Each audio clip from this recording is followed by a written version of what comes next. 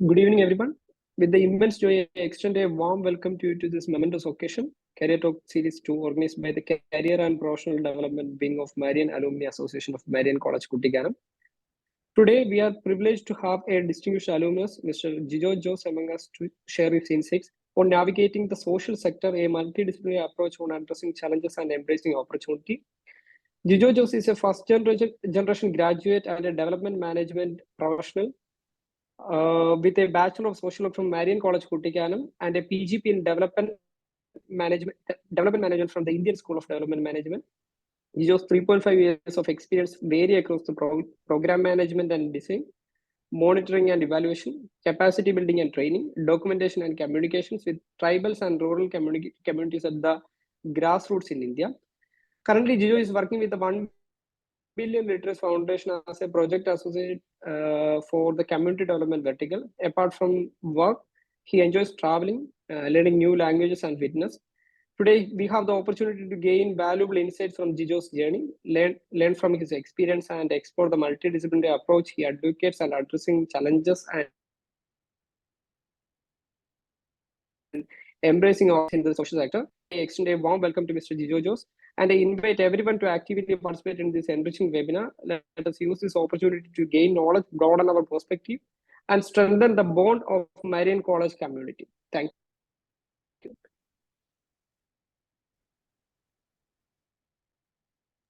Jijo, the floor is open. Start here.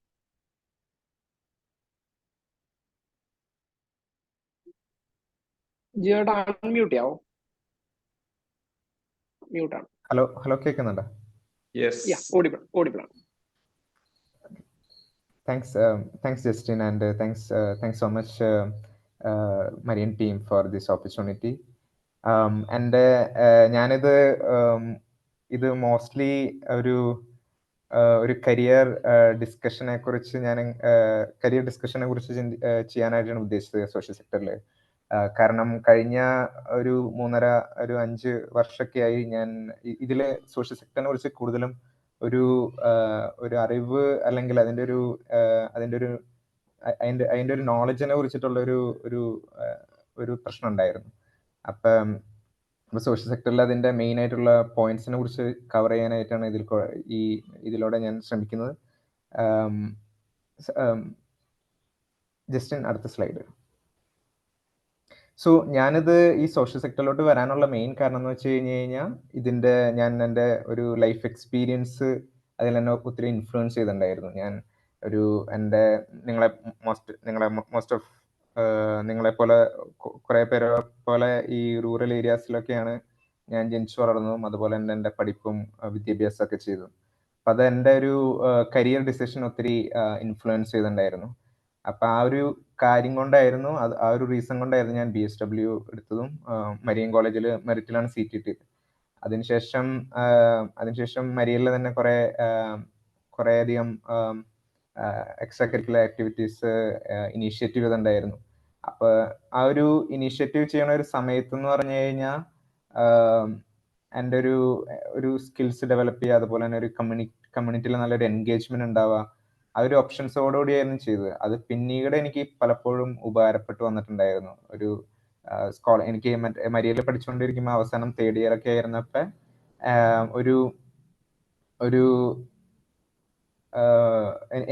ഞാൻ പല സ്ഥലത്തും മാസ്റ്റേഴ്സിന് അപ്ലൈ ചെയ്തിട്ടുണ്ടായിരുന്നു. അപ്പൊ അവിടെയൊക്കെ എനിക്ക് ഫുൾ സ്കോളർഷിപ്പ് കിട്ടിയിട്ടുണ്ടായിരുന്നു തുടർന്ന് പഠിക്കാനായിട്ട്.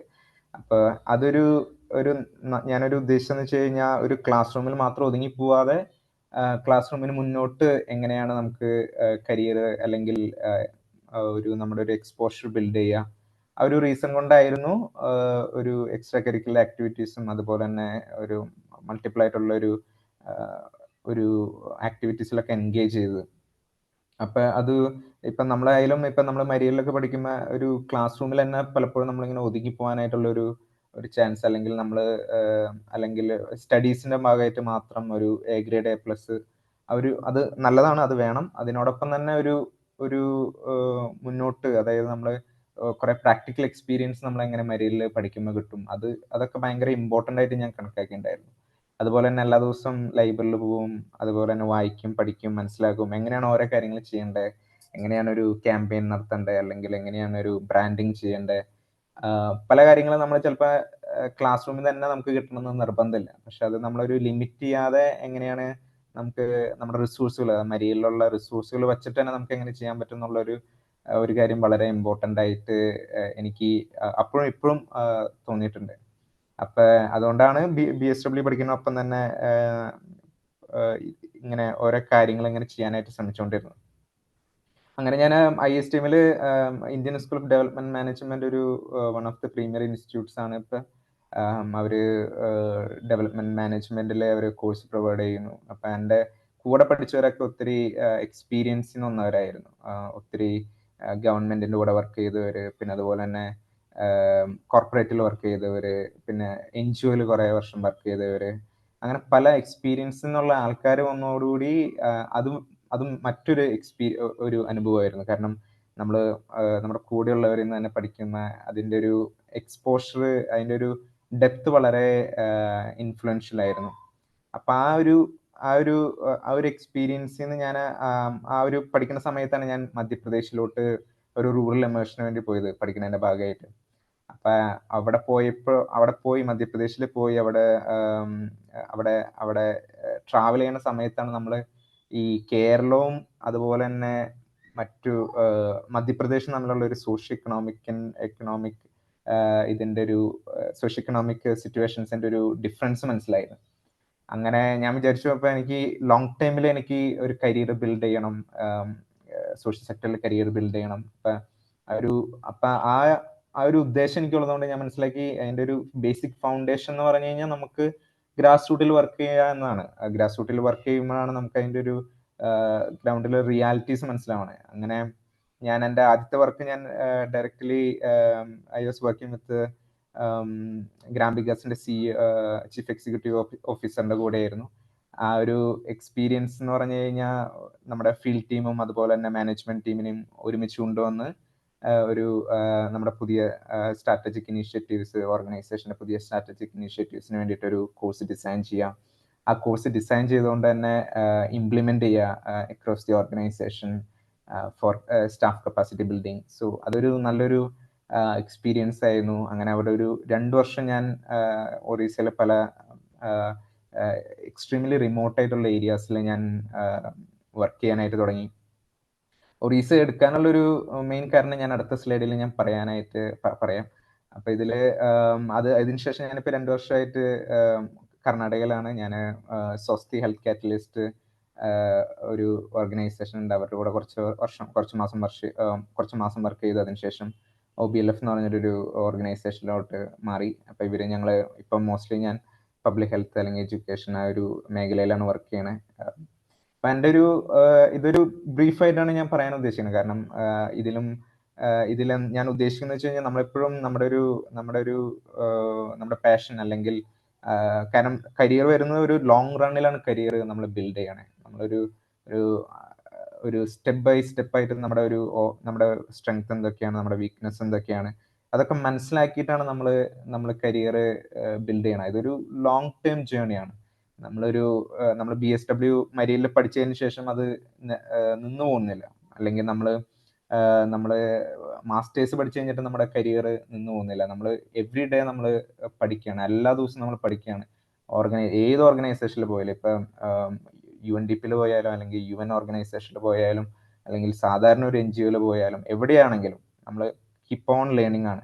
അങ്ങനെ ഒരു എക്സ്പീരിയൻസ്, അങ്ങനെ നമ്മൾ കീപ്പ് ഓൺ ലേണിംഗ് അല്ലെങ്കിൽ ഒരു പെർസീവിയറൻസ് നമുക്ക് വേണമെങ്കിൽ നമ്മൾ എന്താണ് നമ്മുടെ ഒരു കോർ ആയിട്ടുള്ള ഒരു ഡിസയർ എന്താണ്. ഇപ്പോൾ for example why what how എന്ന് പറഞ്ഞിട്ടൊരു ഫ്രെയിം വർക്ക് ഒക്കെ ഉണ്ട്. അതായത് നമ്മുടെ വൈ, നമ്മുടെ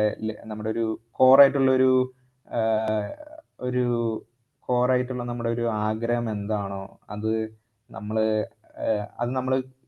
ആ ഒരു കോറായിട്ടൊരു ആഗ്രഹത്തിന് വർക്ക് ചെയ്യാനായിട്ട് നമ്മൾ പോകുമ്പോൾ നമ്മൾ ചെയ്യുന്ന ഞാനിപ്പം ഇന്ന് പ്രോജക്ട് മാനേജ്മെന്റിലായിരിക്കും വർക്ക് ചെയ്യണം, നാളെ ചിലപ്പോൾ ഞാൻ കമ്മ്യൂണിക്കേഷനിലായിരിക്കും ചിലപ്പോൾ വർക്ക് ചെയ്യുന്നത്. പക്ഷെ നമ്മുടെ ഒരു കോറായിട്ടുള്ള ഇത് എപ്പോഴും ഉണ്ടെങ്കിൽ നമുക്ക് നമ്മുടെ വാട്ടും അല്ലെങ്കിൽ നമ്മൾ എന്താണ് ചെയ്യുന്നത് അല്ലെങ്കിൽ എങ്ങനെയാണ് ചെയ്യണത് ഇതെപ്പോഴും മാറിക്കൊണ്ടിരുന്നാലും നമുക്ക് കുഴപ്പമില്ല. പക്ഷെ നമ്മുടെ വൈ എപ്പോഴും നമ്മളൊരു സ്ട്രോങ് ആയിട്ടുള്ള ഫൗണ്ടേഷൻ വെക്കണം. കാരണം കരിയർ ഗ്രോത്ത് എന്ന് പറഞ്ഞു കഴിഞ്ഞാൽ അതിൻ്റെ ഒരു ഞാനിതിൽ മെൻഷൻ ചെയ്ത പോലെ നമ്മുടെ സാറ്റിസ്ഫാക്ഷൻ നമ്മൾ നോക്കണം, നമ്മുടെ സ്ട്രെങ്ത് നോക്കണം, ഒരു വെറൈറ്റി ആയിട്ടുള്ള എക്സ്പീരിയൻസ് കിട്ടുന്നുണ്ടോ, ഫിനാൻഷ്യൽ സ്റ്റെബിലിറ്റി കിട്ടുന്നുണ്ടോ, ഇതൊക്കെ ഒരു നോക്കി നമ്മൾ ഇതിനെ ഡിസൈൻ ചെയ്യുന്നത് വളരെ ഇമ്പോർട്ടൻ്റ് ആണ്. നമ്മൾ തുടക്കത്തിൽ ഡിസൈൻ ചെയ്യുമ്പോൾ നമുക്ക് അത്രയ്ക്കും എക്സ്പെരിമെൻ്റ് ചെയ്യാനുള്ളൊരു ടൈമും സ്പേസും കിട്ടും. അപ്പം ആ ഒരു രീതിയിലാണ് ഞാൻ കൂടുതലും കാര്യങ്ങൾ നോക്കിക്കൊണ്ടിരുന്നത്. ജസ്റ്റ് അടുത്ത സ്ലൈഡ് പ്ലീസ്. സോ ഞാനിത് കുറച്ച് പിക്ചേഴ്സാണ് ഞാൻ ഒറീസയിൽ ട്രാവൽ ചെയ്യുന്ന സമയത്ത് ഞാൻ എടുത്താണ്. ഈ ഒറീസയുടെ ഒരു മെയിൻ ഒരു കാരണം, ഞാൻ ഒറീസയിലെ പിക്ചേഴ്സ് കാണിക്കാനുള്ള മെയിൻ കാരണം എന്ന് വെച്ച് കഴിഞ്ഞാൽ എൻ്റെ പല സുഹൃത്തുക്കളും ഇന്ത്യയിലെ പല ഭാഗങ്ങളായിട്ട് വർക്ക് ചെയ്യുന്നുണ്ട്. ഒറീസ എന്ന് പറഞ്ഞു കഴിഞ്ഞ ഒരു സ്ഥലം നമ്മൾ കുറേയൊക്കെ ഒരു എക്സ്ട്രീം പോവർട്ടി അല്ലെങ്കിൽ ലീസ്റ്റ് ഡെവലപ്ഡ് ആയിട്ടുള്ള കുറേ റീജിയൻസ് വരുന്ന ഒരു മേഖലയാണ് ഒഡീഷ. നമ്മൾ സാധാരണ നമ്മുടെ പ്രശ്നങ്ങൾ, അതായത് എഡ്യൂക്കേഷൻ, ലൈവ്ലിഹുഡ്സ് അല്ലെങ്കിൽ പബ്ലിക് ഹെൽത്ത്, ഇതിനേക്കാൾ ഉപരിയായിട്ട് കണ്ടിന്യൂസ്ലി വരുന്ന സൈക്ലോൺസ്, നാച്ചുറൽ ഡിസാസ്റ്റേഴ്സ്, ഇതൊക്കെ പലപ്പോഴും ഡെവലപ്മെന്റിനെ ഇങ്ങനെ ഒരു എന്താ പറയുക, ഡെവലപ്മെന്റിനെ ഒരു എഗെയിൻസ്റ്റ് ആയിട്ട് വർക്ക് ചെയ്യുന്നുണ്ട്. ഇതിപ്പോൾ ഇത് നമ്മൾ മറ്റു സ്ഥലങ്ങളിൽ നോക്കുമ്പോൾ നമ്മൾ ട്രൈബൽ കമ്മ്യൂണിറ്റീസ് ഉണ്ട്, റൂറൽ കമ്മ്യൂണിറ്റീസ് ഉണ്ട്, അവിടെ അവരുടേതായിട്ടുള്ള പ്രശ്നങ്ങളുണ്ട്. ഒറീസയിൽ കുറച്ചും കൂടിയും അതിൻ്റെ ഇൻറ്റൻസിറ്റി എനിക്ക് പലപ്പോഴും കുറച്ചും കൂടിയും കൂടുതലായിട്ട് തോന്നിയിട്ടുണ്ട്. അപ്പം അവിടെ അങ്ങനെ അപ്പം ഞാൻ ഒറീസയിൽ ഞാൻ ട്രൈബൽ കമ്മ്യൂണിറ്റീസിൻ്റെ ഒക്കെ കൂടെ വർക്ക് ചെയ്യുന്ന സമയത്ത് പലപ്പോഴും നമ്മൾ ഇമോഷണലി നമ്മൾ ഭയങ്കര ഒരു നമ്പായി പോകുന്ന ഒരു അവസ്ഥയൊക്കെ വരാറുണ്ട്. കാരണം എന്ന് വെച്ച് കഴിഞ്ഞാൽ അതിൻ്റെ ഒരു നമ്മൾ അത്രയും കണ്ടിട്ടില്ല. നമ്മൾ കേരളത്തിൽ ഇങ്ങനെ നമ്മൾ സുഖമായിട്ട് ജീവിക്കണു, അങ്ങനെ വലിയ പ്രശ്നങ്ങളും ഇതുകളൊന്നും ഇല്ല. പക്ഷെ അതിനെ കുറച്ചും കൂടി നമ്മൾ അതിൻ്റെ ഒരു ഇൻറ്റൻസിറ്റി, നമ്മളൊരു സോഷ്യോ ഇക്കണോമിക് ഇതിൻ്റെ ഒരു ഇൻറ്റൻസിറ്റി കൂടെ നമ്മൾ കേരളത്തിന് പുറത്തോട്ടൊക്കെ പോകുമ്പോഴാണ് നമ്മൾ അതിൻ്റെ ഒരു എന്താ പറയുക ഡെപ്ത് നമ്മൾ മനസ്സിലാക്കാൻ തുടങ്ങുന്നത് അപ്പോഴാണ്. അപ്പം അതുകൊണ്ടാണ് ഞാൻ ഒറീസയിലെ ഇത് ഫോട്ടോസ് കുറച്ച് കാണിക്കാമെന്ന് വിചാരിച്ചത്. കാരണം എപ്പോഴും അതൊരു നമ്മളെ ഗ്രൗണ്ട് ചെയ്ത് നമ്മളെ നിർത്താനായിട്ട് പലപ്പോഴും സഹായിക്കാറുണ്ട്. Just next slide. ഇത് ഞാൻ താമസിക്കുന്ന ഒരു സ്ഥലമായിരുന്നു. താമസിക്കുന്ന സ്ഥലത്ത് ഇത് ഒരു റോഡാണ്. ഒരു റോട്ടിൽ നമ്മളത് വർഷങ്ങളായിട്ട് റോഡ് ഇങ്ങനെയാണ്. ഇത് പലപ്പോഴും പല കാരണങ്ങൾ കൊണ്ട്, കറപ്ഷൻ, അതുപോലെ തന്നെ പൊളിറ്റിക്സ്, പല ഒരു പ്രശ്നങ്ങൾ കൊണ്ട് നമ്മൾ അങ്ങനെ ആ റോഡ് അത് ശരിയായ രീതിയിൽ വരാതെ പോയിട്ടുണ്ട്. നമ്മൾ ഇപ്പോൾ കോർപ്പറേറ്റിലൊക്കെ ചിലർ ഇപ്പം ജോയിൻ ചെയ്തതിൽ ചിലരൊക്കെ കോർപ്പറേറ്റിൽ വർക്ക് ചെയ്തിട്ടുണ്ടാവും. കോർപ്പറേറ്റിൽ വർക്ക് ചെയ്യുമ്പോൾ എൻ്റെ ഒരു ഉദ്ദേശം, എൻ്റെ ഒരു അറിവനുസരിച്ച് കാര്യങ്ങളൊക്കെ ഭയങ്കര ലീനിയർ ആണ്. ഒരു 1+1=2 ആ രീതിയിൽ വളരെ സെറ്റായിട്ടുള്ള സിസ്റ്റംസും പ്രോസസ്സും കാര്യങ്ങളൊക്കെ ഉണ്ട്. പക്ഷെ ഒരു സോഷ്യൽ സെക്ടറിലോട്ട് വരുമ്പോൾ അതിൻ്റെ ഒരു അല്ലെങ്കിൽ ഗ്രാസ് റൂട്ട് വർക്കിലോട്ട് വരുമ്പോൾ അതിൻ്റെ ഒരു ബുദ്ധിമുട്ടെന്ന് വെച്ച് കഴിഞ്ഞാൽ ഒന്നും എല്ലാം നോൺ ലീനിയർ ആണ്. ഒന്നും ഒരു സെറ്റായിട്ട് ഓക്കെ നമ്മൾ ഇങ്ങനെ ചെയ്ത നമ്മൾ ഉദ്ദേശിച്ച പോലെ നടക്കുമെന്ന് നിർബന്ധമില്ല. നമ്മളൊരു പബ്ലിക് ഹെൽത്ത് പ്രോഗ്രാമോ അല്ലെങ്കിൽ എഡ്യൂക്കേഷൻ പ്രോഗ്രാമോ അല്ലെങ്കിൽ മറ്റു അങ്ങനെ എന്തെങ്കിലും ഒന്ന് നമ്മൾ എക്സിക്യൂട്ട് ചെയ്യണ നേരത്തായിരിക്കും നമുക്ക് പലതരത്തിലുള്ള ഒരു വാരിയബിൾസ് അല്ലെങ്കിൽ പലതരത്തിലുള്ള കാര്യങ്ങൾ ഇൻഫ്ലുവൻസ് ചെയ്യാനായിട്ട് വരുന്നത്. അതായത് കാസ്റ്റ് ആയിരിക്കാം, ക്ലാസ് ആയിരിക്കാം, അല്ലെങ്കിൽ ലോക്കൽ പൊളിറ്റിക്സ് ആയിരിക്കാം, അതും അല്ലെങ്കിൽ നാച്ചുറൽ ഡിസാസ്റ്റേഴ്സ്, സൈക്ലോണൊക്കെ ആയിരിക്കാം. അപ്പൊ അങ്ങനെ പല കാര്യങ്ങളും ഇതിലിങ്ങനെ എപ്പോഴും ഇങ്ങനെ ഇൻഫ്ലുവൻസ് ചെയ്തുകൊണ്ടിരിക്കുന്നുണ്ട്. അതുകൊണ്ട് നമ്മൾ ഒരു ഭയങ്കരമായിട്ട് ഒരു പെർസീവിയർ ചെയ്ത് നമ്മൾ കാര്യങ്ങൾ ചെയ്യുമ്പോഴാണ്, കാരണം പല സമയത്തും നമുക്ക് ഭയങ്കര നമ്മൾ എന്താ പറയാ ഒന്ന് ഒതുങ്ങിപ്പോകുന്ന, അല്ലെങ്കിൽ എപ്പോഴും അടി കിട്ടിക്കൊണ്ടിരിക്കുകയാണ്. അപ്പോൾ ഓരോ സമയം എങ്ങനെയാണ് നമ്മളത് എഴുന്നേറ്റ് വരണേ, എങ്ങനെയാണ് നമ്മളത് ചെയ്യണേ. ഞാൻ വളരെ സാധാരണയായിട്ട് ഞാൻ സംസാരിക്കുന്ന ഈ കാര്യങ്ങൾ, കാരണം അത്ര ഈസി അല്ല നമ്മളത് മുന്നോട്ട് പോയി കാര്യങ്ങളത് ചെയ്യുമ്പോൾ. അപ്പൊ അങ്ങനെ ഒരു പലപ്പോഴും പല കാര്യങ്ങളൊക്കെ വന്ന് അല്ലെങ്കിൽ ഇഷ്യൂസ് ഒക്കെ വന്ന് അതിനെ എങ്ങനെ ഫേസ് ചെയ്യാം നമ്മൾ പഠിക്കുമ്പോഴാണ് കുറെ കാര്യങ്ങളൊക്കെ നമുക്ക് സ്കിൽസ് നമ്മൾ ഡെവലപ്പ് ചെയ്യുന്നത്. നമുക്ക് പഞ്ചായത്തിൻ്റെ കൂടെ എങ്ങനെ വർക്ക് ചെയ്യണം നമ്മൾ പഠിക്കേണ്ടി വരും. അതുപോലെ തന്നെ പഞ്ചായത്ത് രാജ് ഇൻസ്റ്റിറ്റ്യൂഷൻസിൻ്റെ കൂടെ എങ്ങനെ വർക്ക് ചെയ്യണം, അതുപോലെ തന്നെ എങ്ങനെയാണ് ഓരോ പ്രോഗ്രാംസും ഡിസൈൻ ചെയ്യേണ്ടത്, ഓരോ ജോഗ്രഫിയുടെയും ഓരോ പ്രത്യേകതകൾ എങ്ങനെയാണ് നമ്മൾ എങ്ങനെയാണെന്ന് മനസ്സിലാക്കണം. കാരണം ഓരോ വില്ലേജും ഡിഫറെൻ്റ് ആണ്. ഒരു വില്ലേജിൽ നമ്മൾ വർക്ക് ചെയ്യണ പോലെ അടുത്ത വില്ലേജിലേക്ക് പോയി കഴിഞ്ഞാൽ നമ്മുടെ കാര്യങ്ങളൊന്നും നടക്കില്ല. അപ്പം പലപ്പോഴും ആ ഒരു ഫോക്കസ് നമുക്ക് ഭയങ്കര ഇമ്പോർട്ടൻ്റ് ആണ്. നമ്മുടെ കമ്മ്യൂണിറ്റി സെൻറ്റേർഡ് ആയിട്ട് നമ്മൾ കമ്മ്യൂണിറ്റിനെ മെയിൻ ആയിട്ടുള്ള ഒരു ഫോക്കസിൽ വെച്ചിട്ട് എങ്ങനെയാണ് നമുക്ക് കാര്യങ്ങൾ ഡിസൈൻ ചെയ്യാൻ പറ്റുന്നത്, എങ്ങനെയാണ് നമുക്ക് അതിൻ്റെ ഒരു വർക്ക് എങ്ങനെയാണ് ബിൽഡ് ചെയ്യാൻ പറ്റുന്നത്, അതൊക്കെ ഭയങ്കര ഇമ്പോർട്ടൻ്റ് ആയിട്ട് വരുന്ന കാര്യങ്ങളാണ്. തുടക്കത്തിൽ നമ്മൾ നമ്മുടേതായിട്ടുള്ള ഒരു പ്രിജുഡൈസസും ബയസസും ഒക്കെ ഉണ്ടാവും. അതിനെ കുറച്ചും കൂടി ഓപ്പൺ ആയിട്ട് എങ്ങനെ നിന്നുകൊണ്ട് എങ്ങനെ നമുക്ക് കാണാൻ പറ്റുക, അല്ലെങ്കിൽ എങ്ങനെയാണ് കുറച്ചും കൂടി എമ്പതറ്റിക് ആയിട്ട് ഈ സിറ്റുവേഷൻസിനൊക്കെ നേരിടാൻ പഠിക്കേണ്ടത്. അങ്ങനെ കുറെ കാര്യങ്ങൾ നമുക്കിതിൽ ഇമ്പോർട്ടൻ്റ് ആയിട്ട് വരുന്നുണ്ട്. ജസ്റ്റ് അടുത്ത സ്ലൈഡ്. Thank you. ഇതിൽ ഞങ്ങൾ ഇത് ഒരു ഒറീസയിലെ മെയിൻ ആയിട്ടുള്ള ഒരു റൂട്ടിൽ നിന്ന് ഒരു 5-6 കിലോമീറ്റർ ഉള്ളിലോട്ട് ഞങ്ങൾ ഒരു ചെറിയൊരു കനാല് ബിൽഡ് ചെയ്യാനായിട്ട് നോക്കുകയായിരുന്നു. അപ്പൊ കനാല് ബിൽഡ് ചെയ്യാനായിട്ട് കമ്മ്യൂണിറ്റീസിലെ എല്ലാ ആൾക്കാരും വന്നിട്ടുണ്ട് അവിടുത്തെ ആ പ്രദേശത്ത്. കാരണം വെള്ളം വരുന്നില്ല, വെള്ളം പുഴയെ കൂടെ ഇങ്ങനെ ഒഴുകി പോവാ. അപ്പൊ ഒരു ചെറിയൊരു കനാല്, ഇപ്പൊ നിങ്ങളിവിടെ കാണുന്ന ഒരു ചെറിയൊരു ആൾക്കാർ നടന്നു പോയതിന്റെ അടുത്തൊരു ചെറിയൊരു വഴി പോലെ കണ്ടില്ലേ, അത് വെള്ളം വരുന്ന ഇതാണ്. പക്ഷെ അത് വെള്ളം വരാത്തോണ്ട് ആ കമ്മ്യൂണിറ്റീസ്, ആ പ്രദേശത്തുള്ള കമ്മ്യൂണിറ്റീസിന്റെ അഗ്രികൾച്ചർ ശരിയായിട്ട് വരുന്നില്ല. അഗ്രികൾച്ചർ ശരിയായി വരാത്തതുകൊണ്ട് അവരുടെ ഏണിങ് വളരെ കുറഞ്ഞിരിക്കുകയാണ്. അപ്പൊ ഞങ്ങളിങ്ങനെ വർക്ക് ചെയ്തുകൊണ്ടിരിക്കുകയാണ്. അപ്പൊ വർക്ക് ചെയ്യുന്ന നേരത്ത്, അതായത് കനാല് ബിൽഡ് ചെയ്തുകൊണ്ടിരിക്കുകയാണ്. അപ്പൊ ഇങ്ങനെ പാറയെടുക്കുന്നു, അതുപോലെ തന്നെ അത് പൊട്ടിക്കുന്നു, എല്ലാവരും ഇങ്ങനെ ഒരുമിച്ച് വന്ന്. അപ്പൊ കുറച്ചുപേര് അവിടെ ഭക്ഷണം പാകം ചെയ്യുന്നുണ്ട് ഉച്ചയ്ക്ക് കഴിക്കാനായിട്ട്. അപ്പൊ ഇത് ചെയ്യുന്നതിനിടയ്ക്ക് ഒരാളുടെ, അതായത് അത് കമ്മ്യൂണിറ്റി ലീഡറാണ്. ഇപ്പൊ അയാളെ ആളെ മരത്തിന്റെ ഒരു ഇതുകൊണ്ട് മരത്തിന്റെ ഒരു ഇതില് സപ്പോർട്ട് എന്ന രീതിയിൽ ആളെ കൊണ്ടുപോകണം. അപ്പൊ കമ്മ്യൂണിറ്റി ലീഡറിന്റെ കാലിന് ഒരു മുറിവ് പറ്റി വർക്ക് ചെയ്യാനായിരുന്നു. അപ്പൊ ഈ 6 കിലോമീറ്റർ ഇദ്ദേഹത്തിന് നടക്കാൻ പറ്റുന്നില്ല. അപ്പൊ ഇദ്ദേഹത്തിന് 6 കിലോമീറ്റർ ഇങ്ങനെ ചുമന്നുകൊണ്ടാണ് നമുക്കത് തിരിച്ച് മെയിൻ റോട്ടിലോട്ട് പോകേണ്ടത്. അപ്പൊ ആ ഒരു അവസ്ഥയിൽ ഇത് കുന്നാണ്, ഒരു ഭയങ്കര ഹില്ലി ആയിട്ടുള്ള ഒരു ഏരിയ ആണ്. അപ്പൊ 6 കിലോമീറ്റർ നടന്ന് അവിടുന്ന് പിന്നെ 20 കിലോമീറ്റർ ബൈക്കിൽ സഞ്ചരിച്ചിട്ടാണ് നമ്മൾ അടുത്തൊരു ഒരു ഗവൺമെന്റ് ഹോസ്പിറ്റലിലോട്ട് പോകുന്നത്. അപ്പൊ അത്രയും ഇന്റൻസ് ആയിട്ടുള്ള ഒരു അവസ്ഥയിലൂടെയൊക്കെയാണ് നമ്മളത് ഒരു ഡെവലപ്മെന്റ് വർക്ക് കടന്നു പോകുന്നത് ഗ്രാസ് റൂട്ടിൽ. ഇതിൽ വേറൊരു കാര്യം വരുന്നതെന്ന് വെച്ച് കഴിഞ്ഞാൽ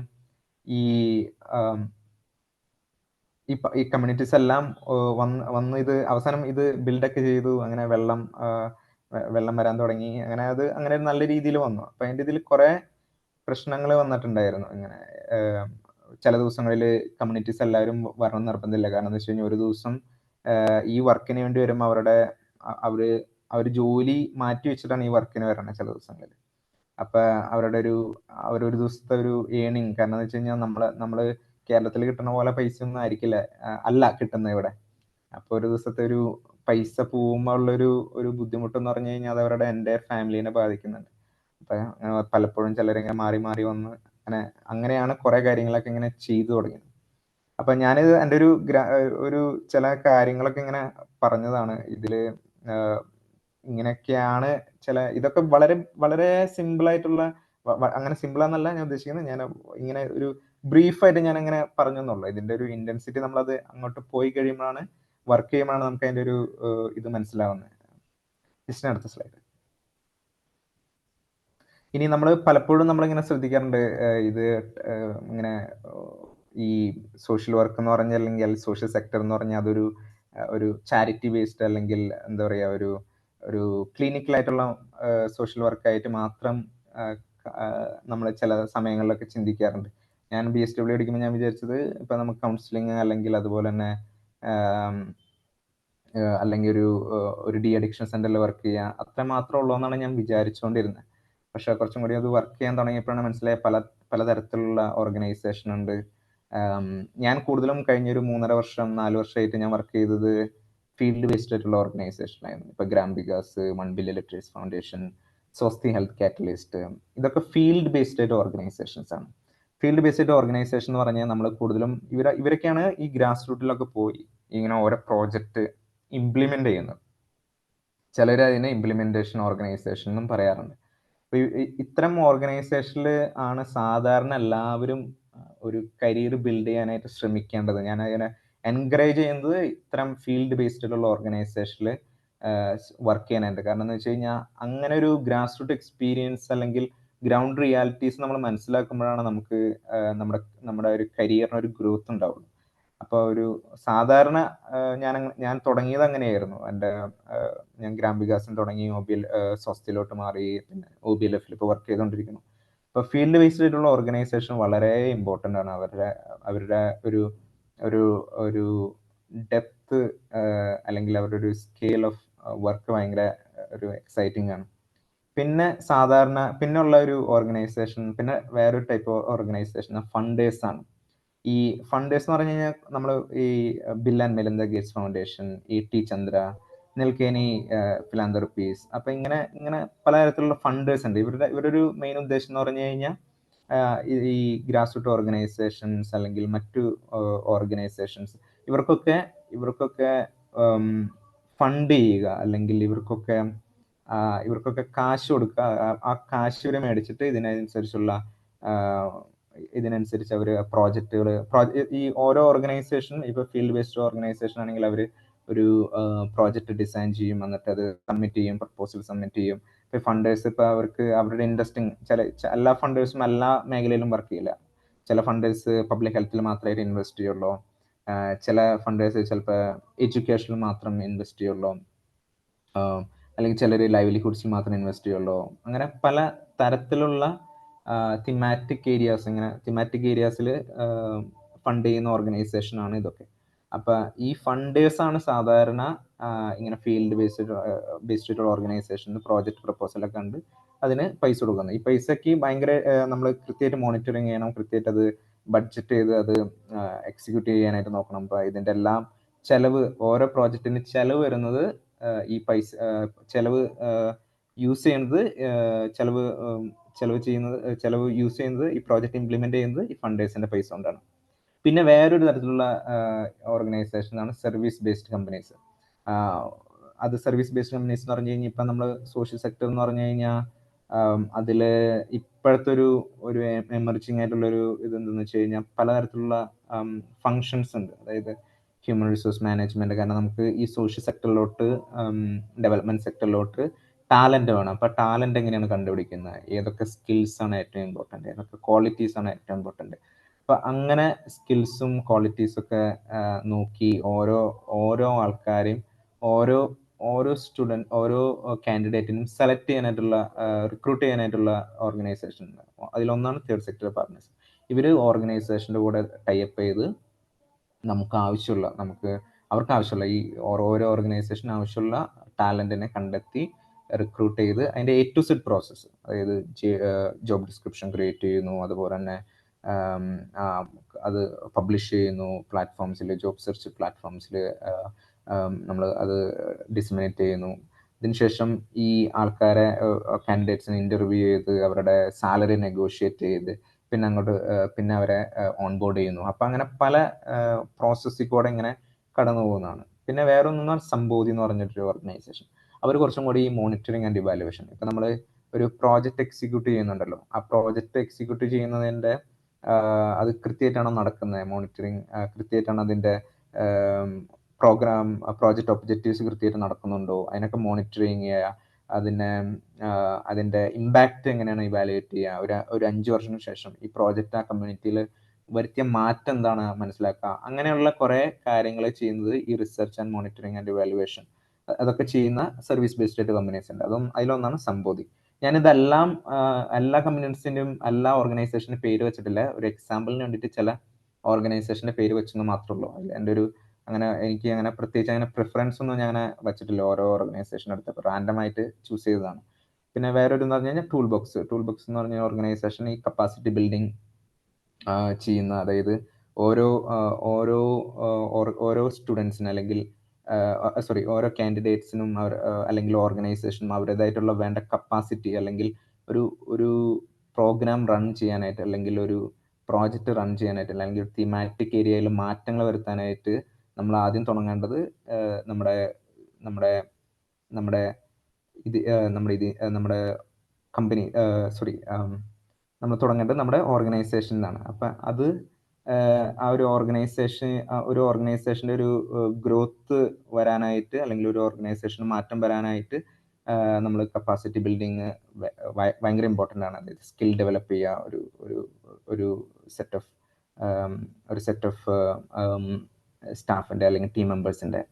പിന്നെ വരുന്നത് വെച്ച് കഴിഞ്ഞാൽ റിസർച്ച് ആൻഡ് ഇൻസൈറ്റ്സ്. ഇതൊരു സർവീസാണ്. ഇതിൽ നമ്മൾ കുറച്ചും കൂടിയും ഈ ഇന്റർനാഷണൽ ഓർഗനൈസേഷനാണ് കുറച്ചും കൂടിയും ഇതിൽ വർക്ക് ചെയ്യുന്നത്. ID ഇൻസൈറ്റ്സ്, ജെപാൽ, ഇവർ ഇതുപോലെ തന്നെ ഈ മോണിറ്ററിങ് ആൻഡ് ഇവാലുവേഷൻ അല്ലെങ്കിൽ ഇവർ കുറച്ചും കൂടി ഗവൺമെന്റിന്റെ കൂടെ ഒക്കെ ടൈപ്പ് ചെയ്ത് അല്ലെങ്കിൽ വേൾഡ് ബാങ്ക് അല്ലെങ്കിൽ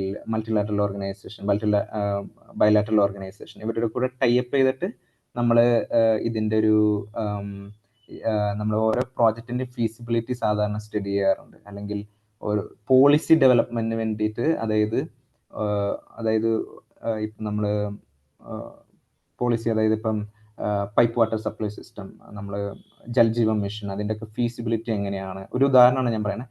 ജൽജീവൻ മിഷൻ്റെ നമ്മൾ അതിൻ്റെ ഒരു ഫീസിബിലിറ്റി എങ്ങനെയാണ്, അപ്പം അതിന് വേണ്ടിയിട്ടുള്ള റിസർച്ച് ചെയ്യുക, അതൊക്കെയാണ് മെയിനായിട്ട് ഈ ജെപാൽ, ID ഇൻസൈറ്റ്സ് അവരൊക്കെ സാധാരണ ചെയ്യുന്നത്. പിന്നെ വരുന്നതാണ് കൺസൾട്ടിങ് ഫേംസ്. എന്ന് പറഞ്ഞു കഴിഞ്ഞാൽ ഈ നമ്മളിപ്പോൾ സാധാരണ കാണുന്ന പോലെ EY അല്ലെങ്കിൽ BCG, ഇതുപോലെ തന്നെ ഈ BCG, EY, KPMG ഇതുപോലെ തന്നെ കൺസൾട്ടിങ് ഫേംസ് സോഷ്യൽ സെക്ടറിലുണ്ട്. അതിൽ കുറച്ചാണ് ബ്രിഡ്ജ് സ്പാൻ, ഡാൽബർഗ്, FSD, ഇവരൊക്കെ ഇന്റർനാഷണലി വർക്ക് ചെയ്യുന്നവരാണ്. ഇവർ സാധാരണ ഇവരുടെ ഒരു വർക്ക് എന്ന് പറഞ്ഞു കഴിഞ്ഞാൽ നമ്മൾ ഒരു ഓർഗനൈസേഷനെ സപ്പോർട്ട് ചെയ്യുന്ന ഒരു വർക്കാണ്, ഒരു ഗ്രൗണ്ട് ലെവൽ വർക്കല്ല. ഓരോ ഓർഗനൈസേഷൻ സപ്പോർട്ട് ചെയ്തിട്ട് ഇവർ പ്രോബ്ലം സോൾവിങ് ചെയ്യാനായിട്ട് അല്ലെങ്കിൽ ഒരു സ്ട്രാറ്റജി ബിൽഡ് ചെയ്യാനായിട്ട് അങ്ങനെയൊക്കെയാണ് കൂടുതലും ഇതിൻ്റെ വർക്ക് വരുന്നത്.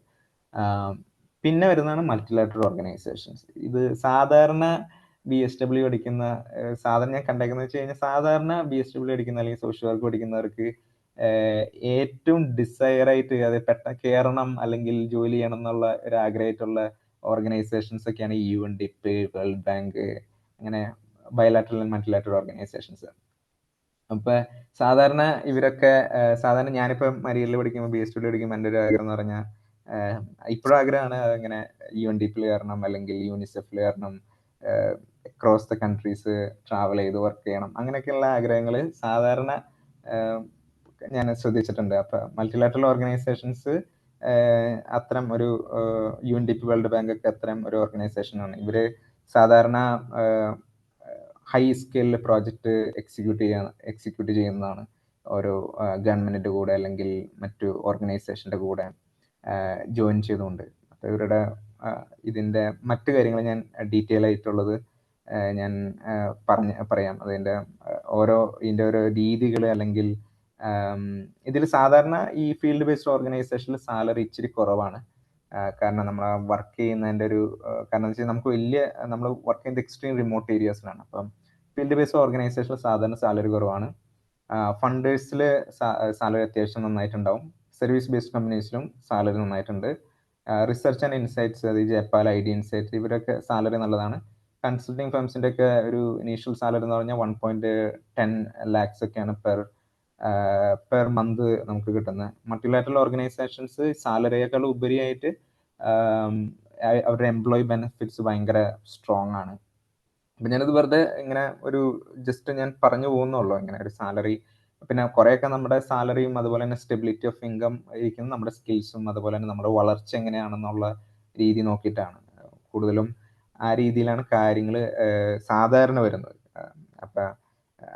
അപ്പൊ ഇതിൽ ഏറ്റവും ഇമ്പോർട്ടൻ്റ് ആയിട്ടുള്ളത് നമ്മൾ എങ്ങനെയാണ് സ്കിൽസ് ബിൽഡ് ചെയ്യുന്നത്, അല്ലെങ്കിൽ എങ്ങനെയാണ് നമ്മൾ ആ കമ്മ്യൂണിറ്റി ഡെവലപ്മെന്റ് എന്ന് പറഞ്ഞൊരു കാര്യം എങ്ങനെയാണ് നമ്മൾ ക്രാക്ക് ചെയ്യുന്നത്, അല്ലെങ്കിൽ എങ്ങനെയാണ് അതിൻ്റെ ഒരു ഇമ്പോർട്ടൻസ് മനസ്സിലാവുന്ന, അതിൻ്റെ ഒരു കമ്മ്യൂണിറ്റീസ് നമ്മൾ എങ്ങനെയാണ് അണ്ടർസ്റ്റാൻഡ് ചെയ്യണത്, അതൊക്കെ ഒരു സ്കിൽ ഡെവലപ്മെന്റിന്റെ ഭാഗമായിട്ട് വരുന്ന കുറെ കാര്യങ്ങളാണ്. ജസ്റ്റ് അടുത്ത സ്ലൈഡ്.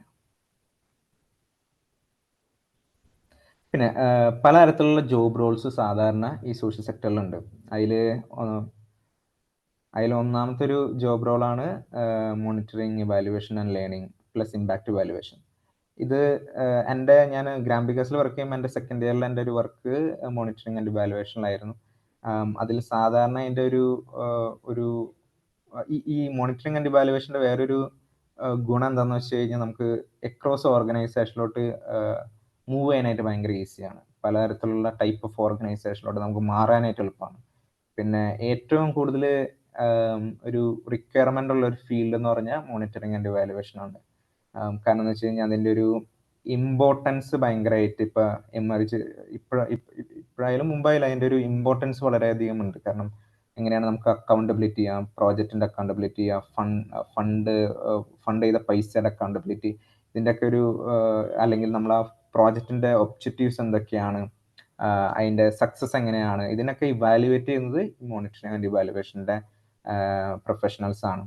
അതിൽ നമുക്ക് സാധാരണ വരുന്ന സ്കിൽസ് എന്ന് പറഞ്ഞു കഴിഞ്ഞാൽ നമുക്ക് കുറേയൊക്കെ ഒരു ടെക്നിക്കൽ നോളജ് വേണം. കാരണം ഏത് കരിയർ ആയാലും ഏത് സ്കിൽ സെറ്റ് ആയാലും നമുക്ക് ബേസിക് ആയിട്ട് വേണ്ടത് നമ്മുടെ സ്കിൽസ് ഉണ്ടോ, നോളജ് ഉണ്ടോ, പിന്നെ അതുപോലെ തന്നെ പ്രാക്ടിക്കൽ എക്സ്പീരിയൻസ് ഉണ്ടോ എന്നൊരു 3 കാര്യങ്ങളാണ് സാധാരണ വരുന്നത്. അപ്പം അത് അനുസരിച്ച് ഞാൻ ഇപ്പം കണ്ടേക്കുന്ന എന്ന് വെച്ച് കഴിഞ്ഞാൽ ഒത്തിരി പേര് ഇപ്പം എഞ്ചിനീയറിംഗ് പഠിച്ചവർ അല്ലെങ്കിൽ മാത്സ്, സ്റ്റാറ്റിസ്റ്റിക് ഒക്കെ പഠിച്ചവർ ഈ എമിനി റോളിലോട്ടൊക്കെ അങ്ങനെ ഒരു ട്രാൻസിഷൻ ചെയ്യുന്നുണ്ട്.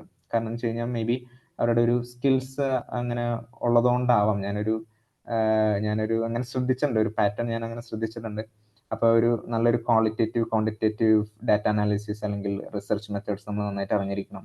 അതുപോലെ തന്നെ ഇപ്പം ചില ഓർഗനൈസേഷനിൽ ഇപ്പം ഫീൽഡ് ബേസ്ഡ് ഓർഗനൈസേഷൻ ഒഴികെ മറ്റു ഓർഗനൈസേഷനിലൊക്കെ ഈ സോഫ്റ്റ്വെയർസ് ആൻഡ് പ്രോഗ്രാം ലാംഗ്വേജസ് ഒക്കെ ഭയങ്കര ഇമ്പോർട്ടൻ്റ് ആയിട്ട് വരുന്നുണ്ട്. R ആയാലും പൈത്തൺ ആയാലും SQL ആയാലും വളരെ ഇമ്പോർട്ടൻ്റ് ആയിട്ട് വരുന്നുണ്ട്. സാധാരണ ഫീൽഡ് ബേസ്ഡ് ഓർഗനൈസേഷനിൽ എക്സൽ മാത്രം മതി ഈ ജോലി ചെയ്യാനായിട്ട്. ഇപ്പം സോഫ്റ്റ്വെയർസ് കുറച്ചൊക്കെ ഈ സോഫ്റ്റ്വെയർസിൻ്റെ ഒരു യൂസ് വരുന്നത് പല തിമാറ്റിക് ഏരിയ ബേസ്ഡ് ആയിട്ടായിരിക്കും. ഇപ്പം പബ്ലിക് ഹെൽത്തിൽ യൂസ് ചെയ്യുന്ന സോഫ്റ്റ്വെയർസ് ആയിരിക്കില്ല നമ്മൾ ഒരു എഡ്യൂക്കേഷനിൽ യൂസ് ചെയ്യുന്നത്, അല്ലെങ്കിൽ പോവർട്ടി ഇറാഡിക്കേഷനിൽ യൂസ് ചെയ്യുന്നത്. അപ്പോൾ അത് നമ്മൾ ഏത് ഡിസൈഡ് ആയിട്ടുള്ള തിമാറ്റിക് ഏരിയയിലാണോ അല്ലെങ്കിൽ ഓർഗനൈസേഷൻ്റെ കൂടെ വർക്ക് ചെയ്യുന്നത് അതിനനുസരിച്ചായിരിക്കും നമ്മുടെ സോഫ്റ്റ്വെയർസ് അല്ലെങ്കിൽ മറ്റു സ്കിൽസ് ബിൽഡ് ചെയ്യുന്നത്. പിന്നെ മറ്റൊരു സോഫാർ ആർക്കെങ്കിലും എന്തെങ്കിലും ഡൗട്ട് ഉണ്ടെങ്കിൽ നമുക്ക് ചാറ്റിൽ ആഡ് ചെയ്യാം, അല്ലെങ്കിൽ ചാറ്റിൽ ചോദിക്കാം. അത് കഴിഞ്ഞിട്ട് അവസാനം ഈ ക്വസ്റ്റ്യൻസ് വരുന്നത് അല്ലെങ്കിൽ കൺഫ്യൂഷൻസ് ഉള്ളത് നമുക്ക് ഏറ്റവും അവസാനം എടുക്കാം, ഒരു അഡ്രസ്സ് ചെയ്യാം നമുക്കത്. അപ്പം റിസർച്ച് ആൻഡ് നോളജ് ക്രിയേഷൻ ഇപ്പോൾ അതുപോലെ തന്നെ ഇമ്പോർട്ടൻ്റ് ആയിട്ടുള്ള ഒരു ഡൊമൈനാണ്. അതിൽ നമുക്ക് മോസ്റ്റ്ലി വരുന്നത് റിസർച്ച് സ്കിൽസ് ആണ് വരുന്നത്. അത് പലതരത്തിലുള്ള ക്വാണ്ടിറ്റേറ്റീവ് സ്കിൽസ്, അതുപോലെ തന്നെ അതിൻ്റെ ഒരു ഡിസെമിനേഷൻ, ഈ നോളജ് എങ്ങനെയാണ് നമുക്ക് മറ്റു പൊതുവായിട്ടുള്ള ഒരു പബ്ലിക്കിലോട്ട് എങ്ങനെ എത്തുന്നത്. അപ്പം അങ്ങനെ ഒരു റിസർച്ച് ആൻഡ് അതിൽ ഈവൺ അവർ കോഴ്സുകൾ ഡിസൈൻ ചെയ്യും അങ്ങനെ പഠിപ്പിക്കാനായിട്ട്. അപ്പം അതൊരു പല ഓർഗനൈസേഷനിലും ഈ റിസർച്ച് ആൻഡ് നോളജ് ക്രിയേഷൻ ഭയങ്കരമായിട്ട് ഇമ്പോർട്ടൻ്റ് ആയിട്ടുള്ള ഒരു ഇതാണ്. ഇപ്പം ജയപാലൊക്കെ ആണെങ്കിലും അങ്ങനെ അവരുടെ വെബ്സൈറ്റ് എടുത്തു കഴിഞ്ഞാൽ നമ്മൾ ഒരു ലോങ് ലിസ്റ്റ് ആയിട്ടുള്ള ഒരു റിസർച്ച് മെത്തേഡ്സിനെ കുറിച്ചുള്ള ഒരു കണ്ടന്റ് നമുക്ക് കിട്ടും. അതൊക്കെ ഇങ്ങനെ ഈ research and knowledge team build ചെയ്യുന്നതാണ്. പിന്നുള്ള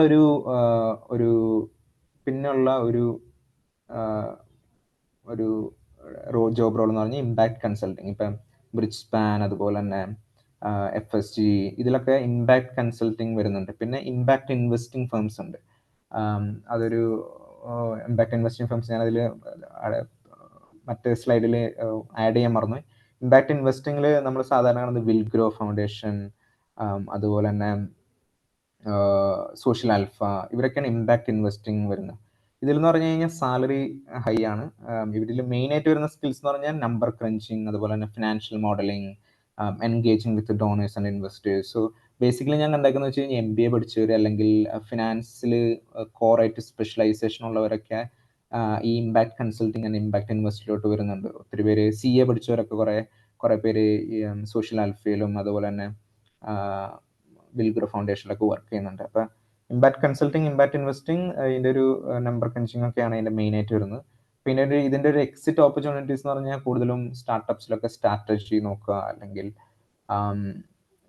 അല്ലെങ്കിൽ ഒരു ഓർഗനൈസേഷണൽ സ്ട്രാറ്റജി നോക്കുക. അപ്പം അങ്ങനെയൊക്കെയാണ് സാധാരണ ഇതിൻ്റെ ഒരു എക്സിറ്റിംഗ് ഓപ്പർച്യൂണിറ്റീസ് വരുന്നത്. പിന്നെ ഇതിൽ നമ്മൾ ഡെപ്തിലോട്ട് പോകുന്നില്ല, ഒരു ബ്രോഡായിട്ടുള്ള കാര്യങ്ങൾ, ബ്രോഡായിട്ടുള്ള ഒരു സ്കിൽസാണ് വരുന്നത്.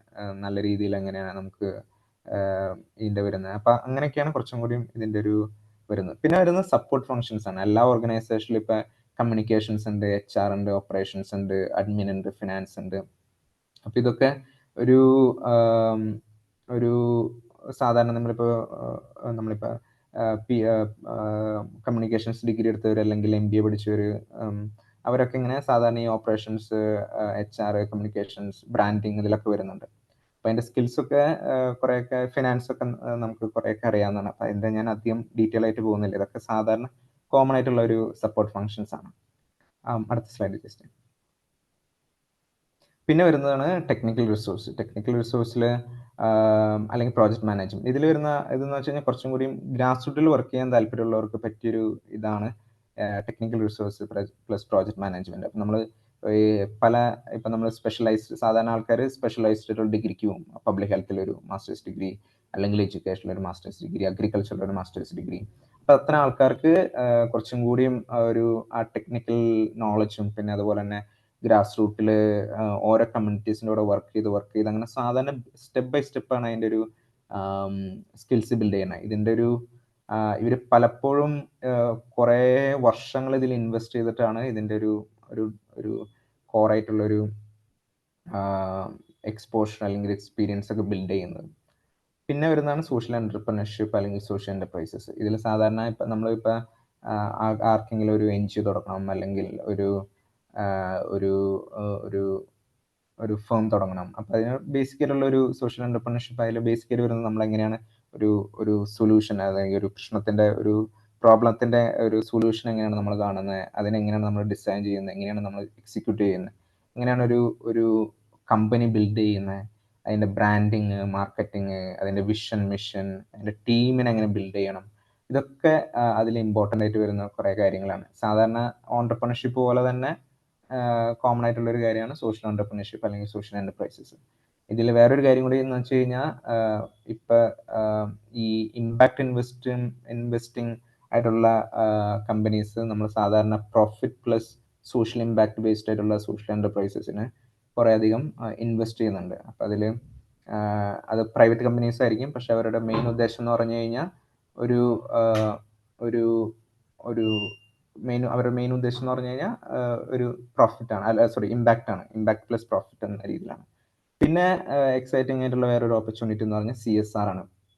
CSRൽ ഇപ്പോൾ പല മൾട്ടിനാഷണൽ കമ്പനീസിനും CSR വിങ് ഉണ്ട്. അപ്പോൾ CSR വിങ് എന്ന് പറഞ്ഞാൽ അവരുടെ മെയിൻ CSR മാത്രമല്ല അല്ലേ വരുന്നത്, അതിൻ്റെ കുറേ കാര്യങ്ങളൊക്കെ വരുന്നത് വെച്ചാൽ എംപ്ലോയി വളണ്ടിയറിങ്, അങ്ങനെ കാര്യങ്ങളൊക്കെ വരുന്നുണ്ട്. പിന്നെ ഒരു കോറായിട്ടുള്ള സ്കിൽസ് വേണമെന്ന് പറഞ്ഞാൽ സസ്റ്റൈനബിലിറ്റി, എംപ്ലോയി വളണ്ടിയറിങ്, മോണിറ്ററിങ്. അതായത് ഇപ്പോൾ ഒരു കോർപ്പറേറ്റ് കമ്പനിയിൽ നിന്ന് ഒരു 10 പേര് ഒരു ഓർഗനൈസേഷനിലോട്ട് ഫീൽഡ് വിസിറ്റിന് പോയി. അപ്പം അവർ ഇൻവെസ്റ്റ് ചെയ്ത ടൈം, അതുപോലെ തന്നെ അതിൻ്റെ നമ്പർ ഓഫ് അവേഴ്സ്, ഇതൊക്കെ വരുന്നത് വെച്ച് കഴിഞ്ഞ് കഴിഞ്ഞാൽ അതൊക്കെയാണ് ഈ ഒരു ഫണ്ടായിട്ട് നമ്മുടെ ഈ NGOസിലോട്ടൊക്കെ പോകുന്നത്.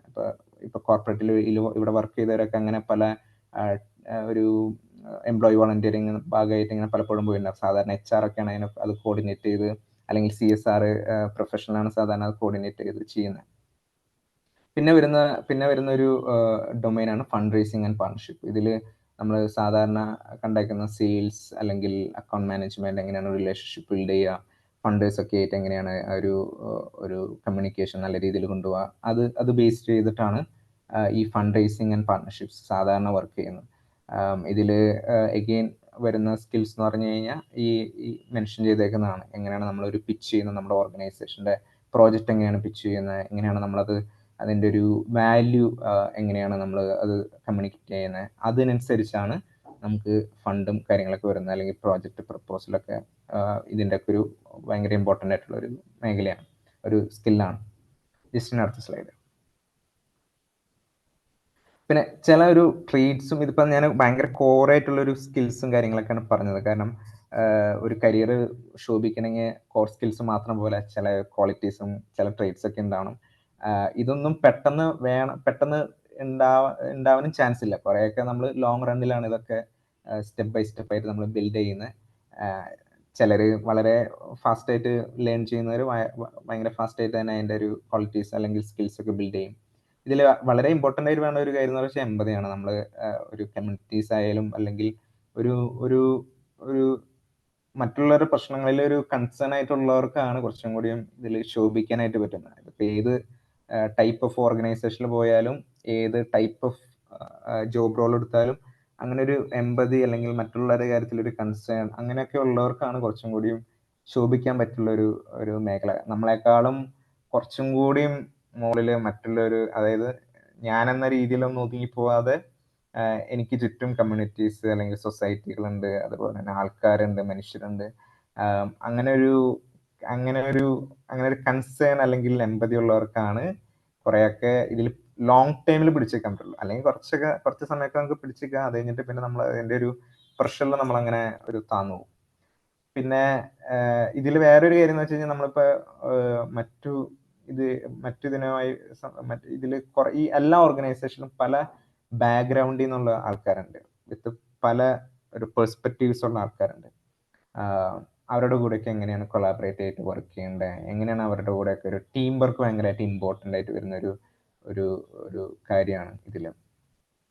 പിന്നെ വേറൊരു ഇതിപ്പോൾ ഞാൻ നേരത്തെ തുടക്കത്തിൽ ഞാൻ പറഞ്ഞിട്ടുണ്ടായിരുന്നു, കാര്യങ്ങളൊന്നും ലീനിയർ അല്ല, ഒന്നും 1+1 ചിലപ്പോൾ 2 ആവില്ല, ചിലപ്പോൾ അത് പലതാവും. അപ്പം അതുകൊണ്ട് തന്നെ ഒരു അറ്റൻഷൻ ടു ഡീറ്റെയിൽ ഭയങ്കര ഇമ്പോർട്ടൻ്റ് ആണ്. സാധാരണ ഒരു നോർമലായിട്ട് ചിന്തിക്കുന്നതിനപ്പുറം അതിന് മുകളിലോട്ട് ഒരു സ്ട്രീറ്റ് സ്മാർട്ടൊക്കെ അങ്ങനെ വേണമെങ്കിൽ പറയാം, അതൊക്കെ ഭയങ്കര ഇമ്പോർട്ടൻ്റ് ആണ്.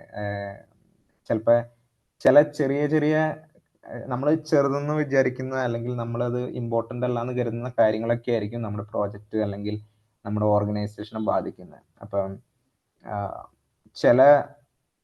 ഒരു ഉദാഹരണം പറഞ്ഞു കഴിഞ്ഞാൽ ഇപ്പം ഒരു കാസ്റ്റ് എടുക്കുകയാണെങ്കിൽ ചില ടീം മെമ്പേഴ്സ് ചിലപ്പോൾ ഒരു കാസ്റ്റ് ഒരു ലോവർ കാസ്റ്റ് എന്നൊക്കെ, അതായത് ഇന്ത്യയിൽ ഇങ്ങനെ ലോവർ കാസ്റ്റ് എന്ന രീതിയിൽ വരുന്നവർ, അങ്ങനെ പറയാൻ പാടില്ല, പക്ഷെ അങ്ങനെ ഒരു സൊസൈറ്റിയുടെ ഒരു ഇതുകൊണ്ട് അങ്ങനെ വരുന്നവരുണ്ടെങ്കിൽ ചിലപ്പോൾ അവരെ കമ്മ്യൂണിറ്റി ഒരു അപ്പർ കാസ്റ്റ് കമ്മ്യൂണിറ്റി ആണെങ്കിൽ ചിലപ്പോൾ അവർ അക്സെപ്റ്റ് ചെയ്യില്ല. അപ്പം അങ്ങനെ കുറേ കാര്യങ്ങളൊക്കെ ഇതിൽ ഭയങ്കര മൈന്യൂട്ടായിട്ടുള്ള കാര്യങ്ങൾ, നമ്മൾ ചിന്തിക്കാത്ത കാര്യങ്ങളൊക്കെ ഇതിൽ ഇൻഫ്ലുവൻസ് ആയിട്ട് വരുന്നുണ്ട്. അപ്പോൾ അതുപോലെ തന്നെ അഗെയിൻ അതിനോട് ചേരുന്ന ഒരു കാര്യമാണ് ഡീലിംഗ് വിത്ത് ആംബിഗിറ്റി. അതായത് നമ്മൾ പ്രതീക്ഷിക്കാത്ത തിരിച്ചടികളുണ്ടാകും. ചിലപ്പോൾ കമ്മ്യൂണിറ്റീസ് നമ്മൾ ഓടിപ്പിക്കും. കാരണം ഒരു ഓപ്പൺ ഡെഫിക്കേഷൻ അവരെ സംബന്ധിച്ച് വളരെ ഒരു കോമൺ ആയിട്ടുള്ളൊരു കാര്യമായിരിക്കാം. അപ്പോൾ അവരെന്തുകൊണ്ടാണ് ഓപ്പൺ ഡെഫിക്കേഷൻ ചെയ്യുന്നത് അല്ലെങ്കിൽ എങ്ങനെയാണ് അത് അവരെ ബാധിക്കുന്നത്. ചിലപ്പോൾ അത് ഓപ്പൺ ഡെഫിക്കേഷൻ ചെയ്യുമ്പോൾ അത് അവരുടെ വാട്ടർ റിസോഴ്സുമായിട്ട് മിക്സായി വാട്ടർ റിസോഴ്സായിട്ട് കണക്ട് ചെയ്ത് ചിലപ്പോൾ അത് അവർക്ക് മറ്റ് രോഗങ്ങളുണ്ടാകാം, പബ്ലിക് ഹെൽത്ത് രോഗങ്ങളുണ്ടാകാം. അപ്പം അങ്ങനെ കുറേ ആംബിഗിറ്റി ഇതുമായി ബന്ധപ്പെട്ടുണ്ട്. അപ്പോൾ ഒന്നും നമ്മൾ അതായത് ഓക്കെ പബ്ലിക് ഹെൽത്ത് മാത്രം അങ്ങനെ നോക്കിയിട്ട് മാത്രം നമുക്ക് കാര്യമില്ല. അതിൻ്റെ ഒരു മറ്റു മേഖലയിലോട്ടും പോകണം. പിന്നെ openness to learn and grow, perseverance and consistency, ഇതൊക്കെ വളരെ ഇമ്പോർട്ടൻ്റ് ആണ്. Time is running out. അടുത്ത slide just.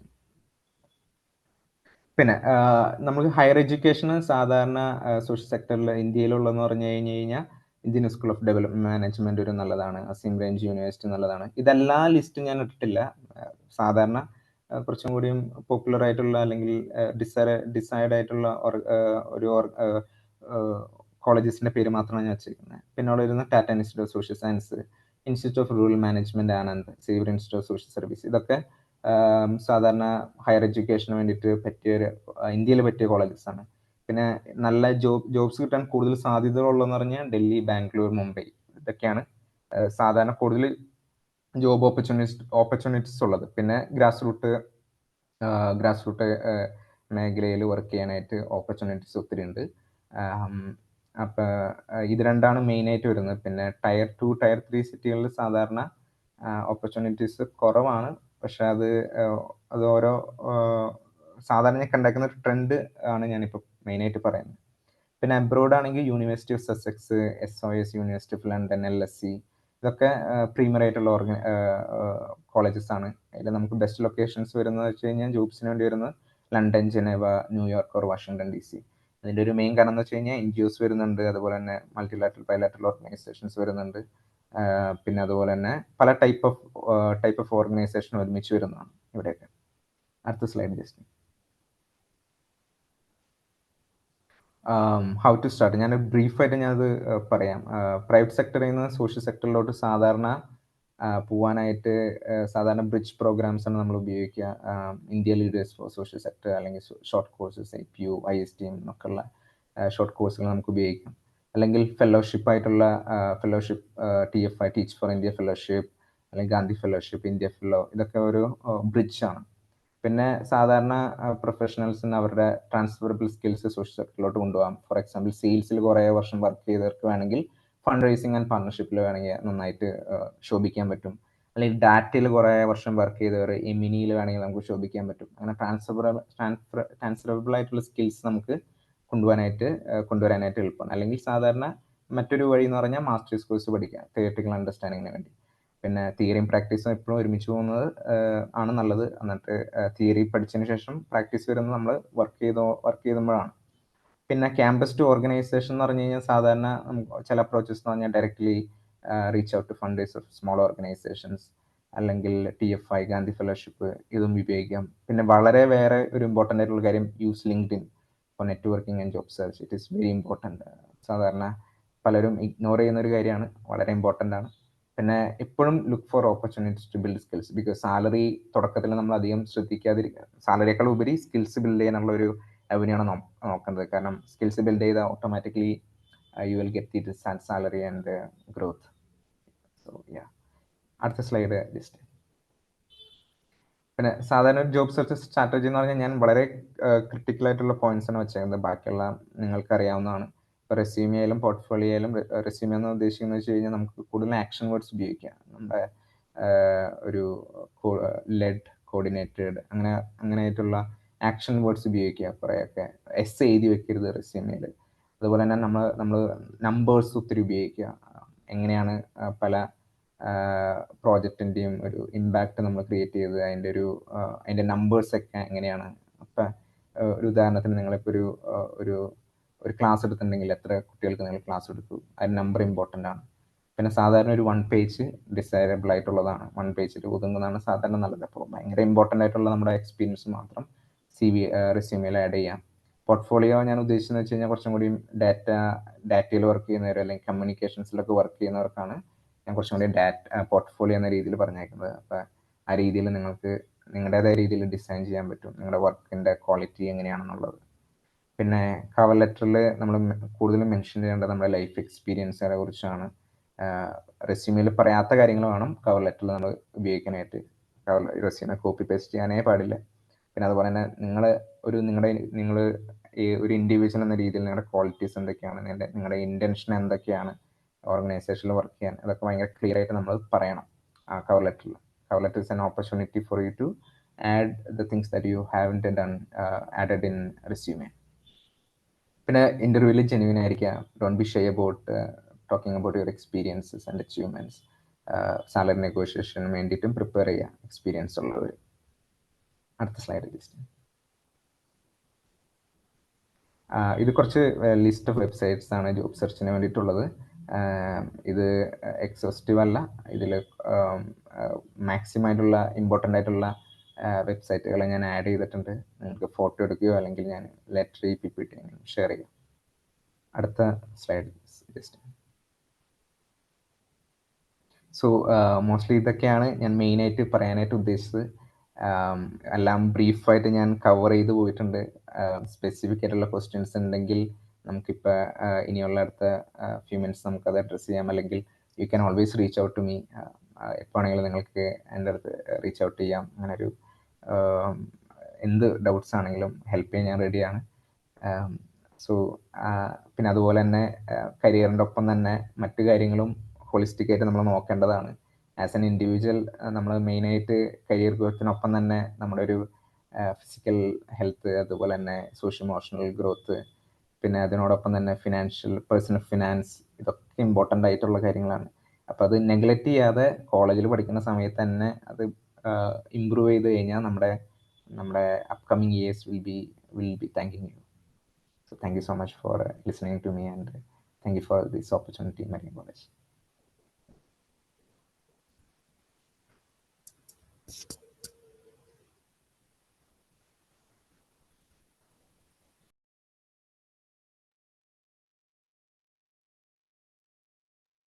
Yeah, thank you, Jijo. ഇപ്പോൾ ഈ ഫ്ലോറ് ആർക്കെങ്കിലും എന്തെങ്കിലും സംശയങ്ങളോ എന്തെങ്കിലും ക്ലാരിഫിക്കേഷൻസോ ഒക്കെ ഉണ്ടെങ്കിൽ ചോദിക്കാൻ വേണ്ടിയിട്ട് ഓപ്പൺ ആണ്.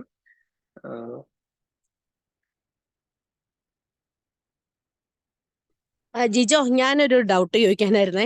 ഈ ജിജോ IT സോഫ്റ്റ്വെയർ ഫീൽഡിന് ഇതിനകത്തുള്ള ഒരു ഇത് പറഞ്ഞായിരുന്നല്ലോ ചില ഏരിയാസിൽ. അത് കുറച്ച് ഇപ്പൊ എനിക്ക് വേണ്ട, എപ്പോഴേലും അങ്ങനത്തെ ഒരു ഇതൊന്ന് കണ്ടുപിടിച്ചിട്ടൊന്ന് അയച്ചു തരാവോ? കാര്യം സത്യം പറഞ്ഞാൽ നമ്മളുടെ ഈ BCAക്കാരെ സംബന്ധിച്ചിടത്തോളം മിക്കവാറും നമ്മൾ കേട്ടുപരിചയമുള്ള കമ്പനികളിൽ ജോലിക്ക് പോവുക, ആ ഒരു സ്ട്രാറ്റജി ആണല്ലോ പൊതുവെ ഫോളോ ചെയ്യുന്നത്. പക്ഷെ ഈ ഏരിയയിലൊന്നും നമ്മൾ ആരും അങ്ങനെ എക്സ്പ്ലോർ ചെയ്യുന്നില്ല. ഞാനിന്ന് BCAക്കാരോട് കയറാൻ പറഞ്ഞു, പക്ഷെ അവർക്ക് അത് അത്ര റിലേറ്റ് ചെയ്യാൻ പറ്റുമോ എന്ന് എനിക്കറിയത്തില്ല. കുറെ അധികം പേര് കയറിയിട്ടുമുണ്ട് ഇതില്. പക്ഷെ അങ്ങനെ ഒരു IT-കാർക്ക് ഈ ഒരു ഏരിയയിലുള്ള ഒരു സ്കോപ്പ് അതൊന്ന് ജിജോയുടെ ഒരു ഇത് വെച്ചിട്ട് ഇപ്പം പറയണമെന്ന് അല്ല ഞാൻ പറയുക, കാര്യം ഇപ്പം എല്ലാവരുടെയും സമയം കളയണ്ട. അതൊന്ന് പിന്നെ നമുക്ക് സംസാരിക്കാം. അപ്പൊ അതും കൂടെ ഒന്ന് ഹെൽപ്പ് ചെയ്യണേ. അപ്പം സാധാരണ ഇതിന്റെ ടെക് അല്ലെങ്കിൽ ടെക്നോളജി ഡാറ്റ ഇത് ഭയങ്കര ഇമ്പോർട്ടൻ്റ് ആയിട്ട് വരുന്ന ഒരു സമയമാണ്. അപ്പൊ അതുകൊണ്ട് ലോട്ട് ഓഫ് റെലവൻസ് ഉണ്ട് BCA പഠിച്ചവർക്കും MCA പഠിച്ചവർക്കും. അതാ പറഞ്ഞേ, BCA MCAക്കാരൊന്നും ഈ ഒരു ഏരിയയെ കുറിച്ച് ആലോചിക്കുന്ന പോലും ഉണ്ടാവൂല.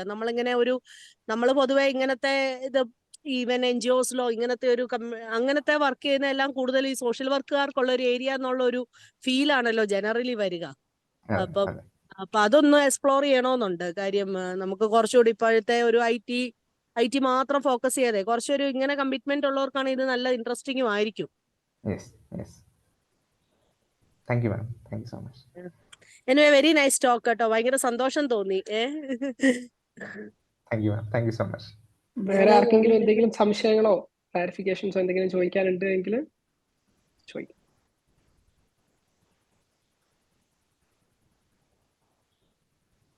പലരും അൺമ്യൂട്ട് ചെയ്യാതെ ആയിരിക്കും, ഒരു പക്ഷേ അൺമ്യൂട്ട് ചെയ്തിട്ട് ചോദിക്കാം. അല്ലെങ്കിൽ ടെക്സ്റ്റ് ചെയ്യാം, നിങ്ങൾക്ക് ചാറ്റിൽ ടെക്സ്റ്റ് ചെയ്യാം സംസാരിക്കാൻ. ജിജോ, ഞാൻ Jubi miss. Hi ma'am.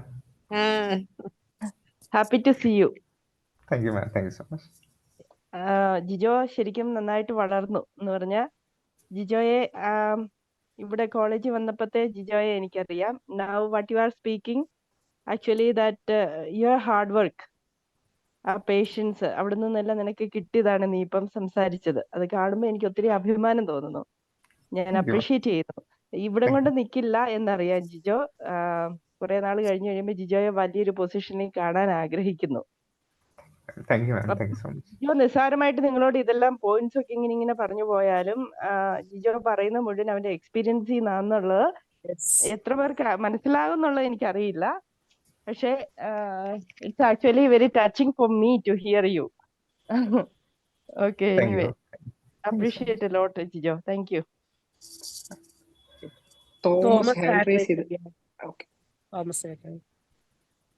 Hello Jijo, thank you for all this talk, and I also ഞാനും ഇതുപോലെ ചെറിയൊരു ഗ്രാസ് റൂട്ട് ലെവൽ ഓർഗനൈസേഷനിലൊക്കെ വർക്ക് ചെയ്ത് വന്ന ഒരാളാണ്. ഇപ്പം ജ്യോതി മിസ് ചോദിച്ചതുപോലെ ഈ പബ്ലിക് സെക്ടറിൽ പല ഏരിയയിൽ നിന്നുള്ള ആളുകൾക്കുള്ള ഒത്തിരി ഓപ്പർച്യൂണിറ്റീസ് ഉണ്ട്. ഏത് ഏരിയയിലുള്ളവരാണെങ്കിലും പബ്ലിക് സെക്ടറിലുള്ള ഓപ്പർച്യൂണിറ്റീസ് മാക്സിമം എക്സ്പ്ലോർ ചെയ്യുകയും ചെയ്യണം എന്നുള്ളതാണ്. കാരണം കോർപ്പറേറ്റ് സെക്ടറിൽ ജോലി ചെയ്യുന്നതിനേക്കാളും ഒത്തിരി വർക്ക് ലൈഫ് ബാലൻസും എല്ലാം ഏറ്റവും വളരെ ബെറ്റർ ആയിട്ടുള്ളതും പിന്നെ ഒരു സാറ്റിസ്ഫൈങ് ജോബും ആയിരിക്കും എന്നുള്ളതാണ് ഈ പബ്ലിക് സെക്ടറിലേക്ക് വന്നു കഴിഞ്ഞാൽ. അത് ഏത് ഫീൽഡിലുള്ളവർക്കും അതിനുള്ള ഓപ്പർച്യൂണിറ്റീസ് ഉണ്ട്. Jijo, wishing you all the best. Thank you so much sir. Thank U.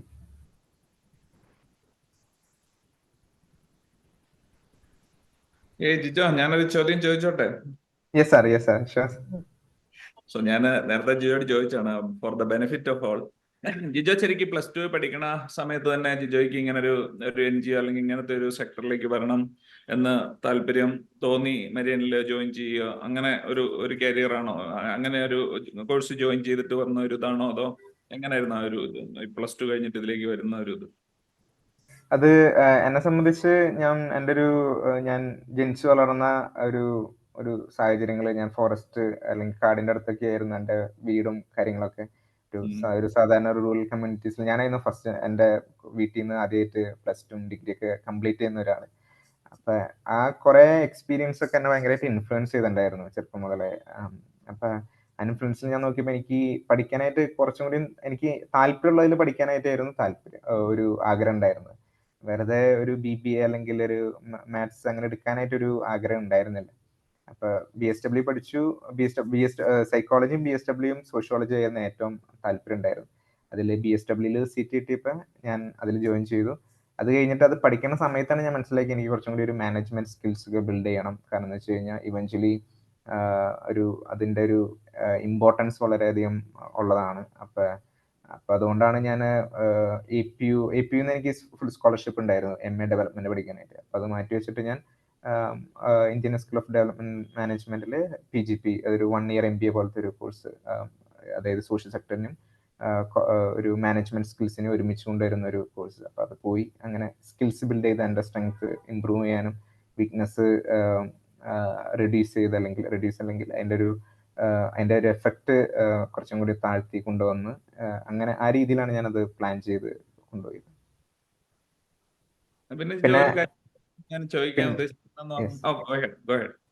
പിന്നെ വേറൊരു കാര്യം എന്ന് വെച്ച് കഴിഞ്ഞാൽ അത് ഞാൻ ജസ്റ്റ് ക്ലാസ്സിൽ മാത്രമായിട്ട് ഞാൻ അങ്ങനെ ഒതുങ്ങി പോയിണ്ടായിരുന്നില്ല. അവിടെ കോളേജിൽ പഠിക്കുമ്പോൾ കുറേയൊക്കെ സ്കിൽസ് ഞാൻ ബിൽഡ് ചെയ്തത് ഒരു എക്സ്ട്രാ കരിക്കുലർ ആക്ടിവിറ്റീസും പിന്നെ അതുപോലെ തന്നെ ഒരു ഇനീഷ്യേറ്റീവ്സ് ഒക്കെ എടുത്തിട്ടാണ്. കാരണം അത് ഭയങ്കര ഇമ്പോർട്ടൻ്റ് ആണ്. കാരണം അതാണ് നമ്മുടെ ഒരു ഫൗണ്ടേഷൻ ആയിട്ട് സാധാരണ വരുന്നത് അപ്കമിങ് ഇയേഴ്സിൽ.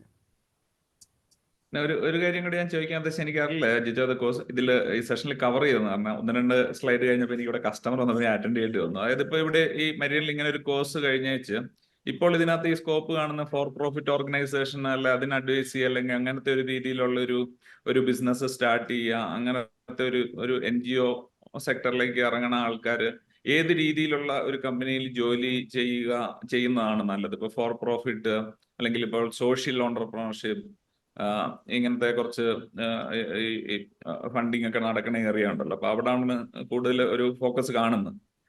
അപ്പൊ അങ്ങനെ വരുമ്പോൾ ഈ മരിയനില് ഇങ്ങനത്തെ കോഴ്സ് പഠിക്കുന്ന ആൾക്കാർക്ക് ഏത് കമ്പനികളിൽ ആണ് ഫോക്കസ് ചെയ്യേണ്ടത്? അവർ പിന്നെ എന്താണ് പഠിക്കേണ്ടത്? ആ രീതിയിലുള്ള ഒരു സ്കോപ്പ് മുന്നോട്ട് കിട്ടണമെങ്കിൽ അതായത് സാറ് ചോദിക്കുന്നത് വെച്ച് കഴിഞ്ഞാൽ ഇപ്പൊ മാത്സ് പഠിച്ചവർക്ക് ഏത് മേഖലയിലോട്ടാണ് പോകാൻ പറ്റുന്നത്, അങ്ങനെയാണോ? അല്ല, ഇപ്പൊ ഈ MSW അല്ലെങ്കിൽ ഇതിന്റെ ബാച്ചിലേഴ്സ് കോഴ്സ് പഠിക്കുന്ന ആൾക്കാർ ഈ ഫീൽഡിലേക്ക് വരുമ്പോൾ ഇപ്പോൾ കൂടുതൽ സ്കോപ്പ് കാണുന്ന ഏരിയ ഉണ്ടല്ലോ, സോഷ്യൽ സെക്ടറിൽ ഇപ്പോൾ കൂടുതൽ സ്കോപ്പ് കാണുന്ന ഏരിയ ഉണ്ട്. അപ്പൊ അങ്ങനത്തെ ഒരു സ്റ്റാർട്ടപ്പ് തുടങ്ങണമെങ്കിൽ എങ്ങനത്തെ കമ്പനികളിൽ ജോലി ചെയ്യുന്നതാണ് നല്ലത്? അവർ പിന്നെ അല്ലെങ്കിൽ വേറെ എന്ത് പഠിക്കുന്നതാണ് നല്ലത്? ഇതിന്റെ മെയിൻ ഒരു കാര്യം എന്ന് വെച്ച് കഴിഞ്ഞാൽ നമ്മൾ കമ്മ്യൂണിറ്റിന്റെ കൂടെ ഗ്രാസ് റൂട്ടിൽ വർക്ക് ചെയ്യുന്നതാണ് ഏറ്റവും ഇമ്പോർട്ടന്റ്. കാരണം എന്തൊക്കെ നമ്മൾ പ്രൊഡക്റ്റ് ഡെവലപ്പ് ചെയ്താണെങ്കിലും അല്ലെങ്കിൽ എന്ത് സർവീസ് ആണെങ്കിലും അതിന്റെ എൻഡ് പോകുന്നത് ഒന്നല്ലെങ്കിൽ ഓർഗനൈസേഷൻ അല്ലെങ്കിൽ ഗ്രാസ് റൂട്ട് കമ്മ്യൂണിറ്റീസ് ആണ്. അപ്പൊ ഏറ്റവും ബെസ്റ്റ് എന്ന് പറഞ്ഞാൽ നമ്മൾ ഒരു പ്രോബ്ലം സോൾവിങ് ആണല്ലോ നോക്കുന്നത്. നമ്മളൊരു ഒരു ഇഷ്യൂ സോൾവ് ചെയ്യാനാണല്ലോ നോക്കുന്നത്. Money is a by product, right? So അപ്പൊ അങ്ങനെ നോക്കുമ്പോൾ ഒരു കമ്മ്യൂണിറ്റീസിൽ വർക്ക് ചെയ്ത് അവരുടെ ഒരു നീഡ്സ് എന്തൊക്കെയാണ്, അതിനെങ്ങനെയാണ് നമുക്കൊരു ഒരു ബിസിനസ് മോഡലായിട്ട് എങ്ങനെ നമുക്ക് ബിൽഡ് ചെയ്യാം, അതിന് വേണ്ടത് നമ്മളൊരു നല്ലൊരു എക്സ്പോഷറാണ് കമ്മ്യൂണിറ്റീസിന്റെ കൂടെ. അല്ലെങ്കിൽ നമ്മൾ ഉണ്ടാക്കുന്നത് കൂടി വന്ന 1 വർഷം ഓടും അല്ലെങ്കിൽ 2 വർഷം ഓടും, അത് ആർക്കും ഉപകാരം ഉണ്ടാവില്ലാണ്ട് പോവും. അപ്പൊ ഞാൻ എപ്പോഴും പറയുന്നത് എപ്പോഴും ഗ്രാസ് റൂട്ടിൽ തുടങ്ങുന്നതാണ് നല്ലത്. കാരണം എന്ത് സർവീസ് ആണെങ്കിലും എന്ത് പ്രൊഡക്റ്റ് ആണെങ്കിലും അത് റീച്ച് ചെയ്യുന്നത് കമ്മ്യൂണിറ്റീസിലാണ്. അപ്പൊ അങ്ങനെ ഒരു അണ്ടർസ്റ്റാൻഡിങ് ഇല്ലാതെ നമ്മൾ തുടങ്ങുന്നതെല്ലാം ഒരു ഫിറ്റ് ആവില്ല, തോടില്ല. Hi Jijo, thank you. ഇതില് എന്റെ മനസ്സിൽ സ്ട്രൈക്ക് ചെയ്തിരിക്കുന്ന 2 വാക്കുകൾ ജിജോ പറഞ്ഞത് ലീനിയർ ആൻഡ് നോൺ ലീനിയർ എന്നുള്ളതാണ്. നമ്മുടെ ബിസിനസ് ഓർഗനൈസേഷൻ എല്ലാം കുറെ ലീനിയർ ആണ്. ഓൾമോസ്റ്റ് അതെ. വലിയ കോർപ്പറേറ്റുകളെല്ലാം വളരെ ക്ലിയർ കട്ടായ പ്രൊസീജിയേഴ്സ്, പോളിസീസ് എല്ലാം വെൽ എസ്റ്റാബ്ലിഷ്ഡ് ആണ്. So Correct. ജിജോ കാണിച്ച പിക്ചറിൽ തന്നെ ഉണ്ടായിരുന്നു, ഫോട്ടോസിലോ എക്സ്പീരിയൻസ് ഷെയറിംഗിൽ ഉണ്ടായിരുന്നു, സോഷ്യൽ സെക്ടറിൽ എസ്പെഷ്യലി ഗ്രാസ് റൂട്ട് ലെവൽ അത് എത്രമാത്രം നോൺ ലീനിയർ ആണെന്നുള്ളത്. അപ്പൊ അതിലെ ചലഞ്ചസ് യുണീക്ക് ആണ്. അപ്പം എൻ്റെ ഒരു ചോദ്യം, ഈ ഒരു ഏതൊരു കോഴ്സും പഠിച്ചു വരുന്ന ഒരു ജനറേഷനെ സംബന്ധിച്ച് അവർ ആഗ്രഹിക്കുന്നത് നല്ലൊരു സാലറി, നല്ലൊരു നമ്മൾ പറയും നല്ലൊരു വർക്ക് എൻവയോൺമെന്റ്, ഒരു നല്ലൊരു ഓഫീസ് സെറ്റപ്പ്. കാരണം അതാണല്ലോ ഒരു ഡെയിലി ഏതൊരു ഒരു കരിയർ എന്ന് പറയുമ്പോൾ എല്ലാവരുടെയും മനസ്സിലേക്ക് പെട്ടെന്ന് വരിക. ഈ ഒരു ലെവലിൽ വർക്ക് ചെയ്യുമ്പോൾ ജിജോ എങ്ങനെയാണ് ഒരു സെൽഫ് മോട്ടിവേറ്റഡ് ആയി നിൽക്കുക? കാരണം ജിജോനെ പറഞ്ഞു നല്ല അടി കിട്ടും, നമ്മൾ വീണു പോകും, അല്ലെ, ഈ പറയുന്ന നമ്മൾ പ്രതീക്ഷിക്കുന്ന കാര്യങ്ങളല്ല വരിക, നാച്ചുറൽ കലാമിറ്റീസ് നിങ്ങൾക്ക് എതിരായിട്ട് നിൽക്കുന്നു. ഇവിടെയൊക്കെ ഈ ഒന്ന് സെൽഫ് മോട്ടിവേറ്റഡ് ആയിട്ട് ഒരു ദിവസം എഡിറ്റ് വരുമ്പം നിൽക്കാൻ കഴിയുന്നത് എങ്ങനെയാണ്? അതിനു വേണ്ടി എന്താണ് ചെയ്യുക?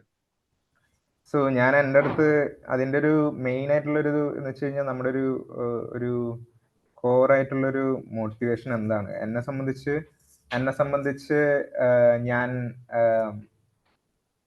ജനിച്ചു വളർന്ന കുറേ കാര്യങ്ങൾ, അല്ലെങ്കിൽ എൻ്റെ ലൈഫ് എക്സ്പീരിയൻസ്, കുട്ടിക്കാലം മുതലുള്ള ചില കാര്യങ്ങൾ എന്നെ ഭയങ്കരമായിട്ട് ഇൻഫ്ലുവൻസ് ചെയ്തിട്ടുണ്ടായിരുന്നു.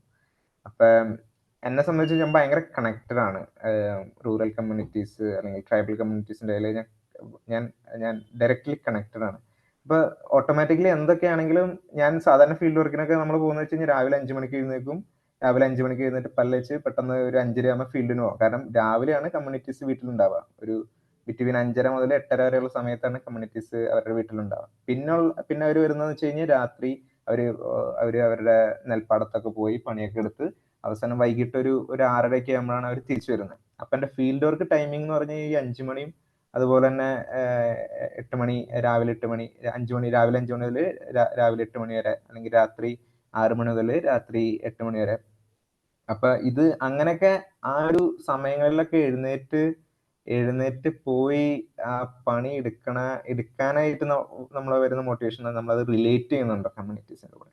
കാരണം കുറേയൊക്കെ കാര്യങ്ങൾ ആ ഒരു റിലേഷൻ വരുന്നത് നമ്മൾ ഒന്നല്ലെങ്കിൽ ലൈഫ് എക്സ്പീരിയൻസ് വരുന്നതായിരിക്കും, അല്ലെങ്കിൽ നമ്മൾ ആ ഒരു സ്പേസിലോട്ട് പോയി അവിടുത്തെ നമ്മൾ മനസ്സിലാക്കണം, നമ്മൾ കേരളത്തിൽ അന്ന് നമ്മൾ 2 പ്ലേറ്റ് നമ്മളന്ന് സദ്യക്ക് പോയിട്ട് നമ്മൾ ഭക്ഷണം വേസ്റ്റ് ചെയ്തു. പക്ഷെ ഇപ്പൊ നമ്മൾ ഇങ്ങനെ ഒരു ഗ്രാസ് റൂട്ട് അല്ലെങ്കിൽ റിമോട്ട് ഏരിയാസിൽ വന്നപ്പോഴാണ് നമ്മൾ ഒരു പച്ചക്കറി ഉണ്ടാക്കുന്നതിന്റെ ഒരു വിഷം മനസ്സിലാക്കണം. കാരണം നാളെ ഒരു കാറ്റ് വന്നത് പോവും, അല്ലെങ്കിൽ നാളെ അപ്പൊ അത് കുറെ കാര്യങ്ങൾ നമ്മൾ നമ്മൾ വില കൊടുക്കാത്ത കുറെ കാര്യങ്ങളൊക്കെ നമ്മൾ വില കൊടുത്തു തുടങ്ങും ഓട്ടോമാറ്റിക്കലി.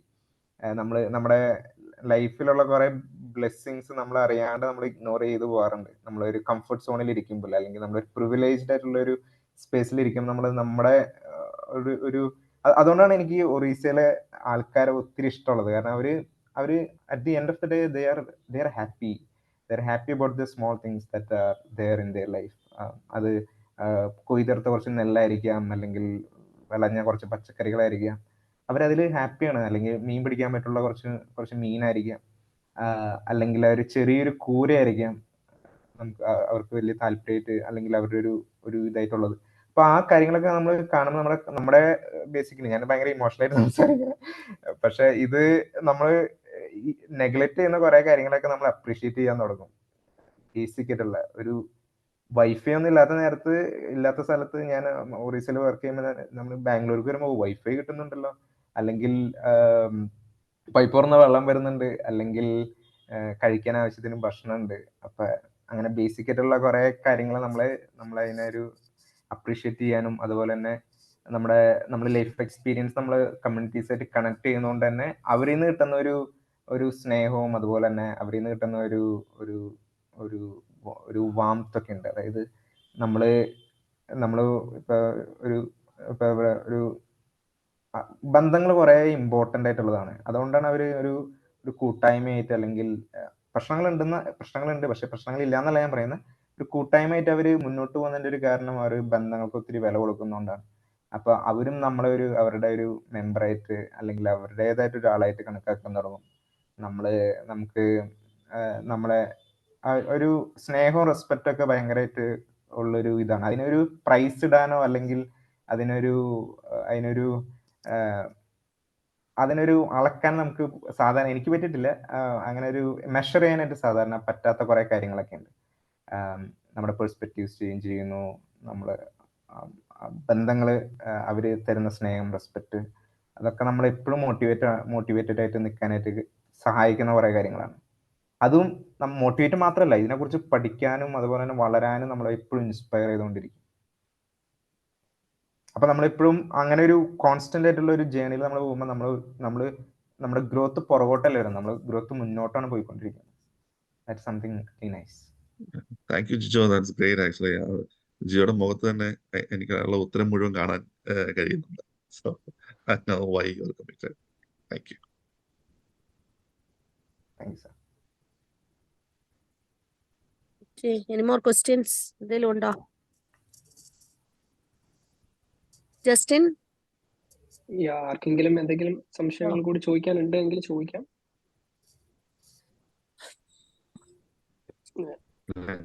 ജിജോ പറഞ്ഞ പോലെ ജിജോയെ ഏത് സമയത്തോ നിങ്ങൾക്ക് റീച്ച് ഔട്ട് ചെയ്യാം. ഈ വീഡിയോസും ഇതിന്റെ ഡീറ്റെയിൽസും നമ്മൾ കോളേജിന്റെ സൈറ്റിൽ നമ്മൾ അപ്ലോഡ് ചെയ്യുന്നതാണ്. So maybe it's time, so we can wind up. Jyoti? Yes. അയ്യോ കാണാവോ, കോളേജിന്റെ മുന്നിൽ തന്നെ ഇരുന്ന് പറഞ്ഞേക്കാം. ഒരു നൊസ്റ്റാൾജിയ ഒക്കെ അടിച്ചോട്ടെ. എന്റെ മോൻ നോക്കട്ടെ, കോളേജ് നോക്കിയാൽ മതി. ഓക്കെ, ജൂമിസ് പറഞ്ഞ പോലെ റിയലി ഹാപ്പി ഫോർ യു, അത്രേ പറയാനുള്ളൂ. കാര്യം ഞാൻ ഓഫ് ചെയ്യാണ്, ഭയങ്കര വെട്ടടിക്കുന്നുണ്ട്. കാര്യം എനിക്ക് ജൂമിസിനെ പോലെ ജിജോയെ അത്രയും ഒരു പേഴ്സണലി അത്ര അറിയില്ലെങ്കിലും, പക്ഷെ പല കാര്യങ്ങളിലും നിങ്ങളുടെ സെക്കൻഡ് ഇയറിലാണ് ഞാൻ വരുന്നത്. പക്ഷെ ആ 2 വർഷം പല കാര്യത്തിലും നമ്മൾ കോണ്ടാക്ട് ചെയ്യുകയും, ഞാനിപ്പോ നോക്കുമായിരുന്നു, ഇന്ന് എന്തോ ഒരു ഗ്രൂപ്പ് എടുത്തപ്പം ജിജോ ജോസ് ലെഫ്റ്റ്, അതായത് എല്ലാവരും ലീവ് ചെയ്യുമ്പോഴാണല്ലോ നമ്മൾ ഈ പേരുകൾ ശ്രദ്ധിക്കുക. പണ്ട് നടത്തിയ ഏതോ ഒരു പരിപാടിയിൽ അങ്ങനെ പല ഗ്രൂപ്പുകൾക്കകത്തും ജിജോ ഉണ്ടായിരുന്നു, ഞാൻ ക്രിയേറ്റ് ചെയ്ത പല ഗ്രൂപ്പിലും. ഇപ്പൊ ജിജോ പറഞ്ഞ പല കാര്യങ്ങളും നമ്മളെ ഒത്തിരി എക്സ്ട്രാ കരിക്കുലർ ആക്ടിവിറ്റീസിൽ ഇൻവോൾവ് ആയിരുന്നു. പിന്നെ പഠിക്കുമ്പോൾ തന്നെ he was not like others. അത് ഞങ്ങൾക്ക് എല്ലാവർക്കും അറിയാം. എനിക്ക് കൂടുതലും ജിജോ അറിയാവുന്ന റോയിച്ചൻ പറഞ്ഞാണ്. കാര്യം റോയിച്ചന്റെ കൂടെ ഉള്ള യാത്രകളിലൊക്കെ ജിജോ എല്ലാ പ്രാവശ്യവും എന്തെങ്കിലും തരത്തിൽ പരാമർശിക്കപ്പെടുമായിരുന്നു. അപ്പം പല കാര്യങ്ങളും വെക്കേഷൻ ടൈമിൽ ജിജോ ചെയ്യുന്ന കാര്യങ്ങളും, അപ്പം അതൊക്കെ ഞങ്ങൾക്കൊക്കെ ഒരു അത്ഭുതമായിരുന്നു ശരിക്കും പറഞ്ഞാൽ. പഠിക്കുന്ന സമയത്ത് ഈ പ്രായത്തില് മറ്റുള്ള പിള്ളേർ നടക്കുന്നതും ജിജോ ചെയ്യുന്ന കാര്യങ്ങളും ഒട്ടും കമ്പയറബിൾ അല്ല അന്ന് നമുക്കൊന്നും. അങ്ങനെ അന്ന് തന്നെ ഒരു വ്യത്യസ്തനായ ഒരു ബാലനാണ് ഈ കുട്ടി. അപ്പം വി ആർ റിയലി ഹാപ്പി. അതൊക്കെ എത്രത്തോളം ജിജോ ഹെൽപ്പ് ചെയ്തിട്ടുണ്ട് എന്നുള്ള ഏറ്റവും നല്ല, ഇപ്പം ഇത്രയും ആധികാരികമായിട്ട് സംസാരിക്കുന്ന എന്തെല്ലാം കാര്യങ്ങൾ, നമ്മൾ ആരും അറിയത്തില്ലാത്ത എന്തെല്ലാം കാര്യങ്ങൾ ഷെയർ ചെയ്തു. അപ്പം alumni and college is really proud about you and we are happy for that. അപ്പൊ ഞങ്ങളുടെ എല്ലാവരുടെയും വകയിൽ, എസ്പെഷ്യലി കരിയർ വിങ്ങിന്റെ പേരിലുള്ള നന്ദിയും സ്നേഹവും അറിയിച്ചു കൊള്ളുന്നു. ഇനിയും കോളേജിലോട്ടോ എല്ലാ കാര്യങ്ങളിലും ജിജോ കാണുമെന്നറിയാം, ഇനി ഇങ്ങനെ നമ്മൾ ഇതുപോലെ വരും. അപ്പം എല്ലാവർക്കും പങ്കെടുത്ത എല്ലാവർക്കും, അതുപോലെ തന്നെ തോമസും ഒക്കെ ഉണ്ടായിരുന്നു, തോമസ് ചേട്ടൻ. അപ്പം എന്നെ മിസ്സെന്നൊന്നും വിളിക്കല് കേട്ടോ, അതൊന്നുകൂടെ പറഞ്ഞേക്കാം. അപ്പം തോമസ് ചേട്ടൻ അതുപോലെ അങ്ങനെ പല ഇതില്, ഇപ്പൊ അജ്മോനാണേലും ഗ്രൂപ്പിലൊക്കെ ഇട്ട മെസ്സേജ് കണ്ടപ്പോൾ ശരിക്കും പറയാം ഞാൻ അതിന്റെ സ്ക്രീൻഷോട്ട് എടുത്താണ് പിള്ളേരുടെ ഗ്രൂപ്പിൽ കൂടെ ഒക്കെ ഇട്ടത്. കാര്യം അത്രയും ഒരു എക്സ്പീരിയൻസ് ഉള്ള ഒരാള് ഇത്രയും ചെറിയൊരു കുട്ടീനെ എങ്ങനെ ഇവാലുവേറ്റ് ചെയ്തു എന്നുള്ളത് തന്നെ താങ്കൾക്ക് ജിജോയ്ക്കുള്ള ഒരു വലിയ ഒരു അപ്രീസിയേഷൻ ആണത്. കാര്യം ഇങ്ങനെ എല്ലാ തരത്തിലും നന്നായിട്ട് മുന്നോട്ട് വരിക, ഇനിയും ഉയരങ്ങളിൽ എത്തട്ടെ, ഞങ്ങളുടെ എല്ലാവരുടെയും പ്രാർത്ഥനയും ഉണ്ടാകും കേട്ടോ. അപ്പം ഓൾ ദ ബെസ്റ്റ്. അതുപോലെ തന്നെ ഇതിൽ വന്ന് പങ്കെടുത്ത എല്ലാവർക്കും, ഇപ്പൊ ആള് കുറഞ്ഞ, ആദ്യം കുറച്ച് പേരും കൂടെ ഒക്കെ ഉണ്ടായിരുന്നു, നമ്മൾ അമ്പവുമേലെ ഉണ്ടായിരുന്നു. എല്ലാവർക്കും ഒത്തിരി thank you. Thank you, ma'am. Thank you so much for the kind words. Yeah. Thank you, Justin and Twinkle. എല്ലാം നല്ല ഭംഗിയായി കോർഡിനേറ്റ് ചെയ്തു. Thank you, sir. Thank you.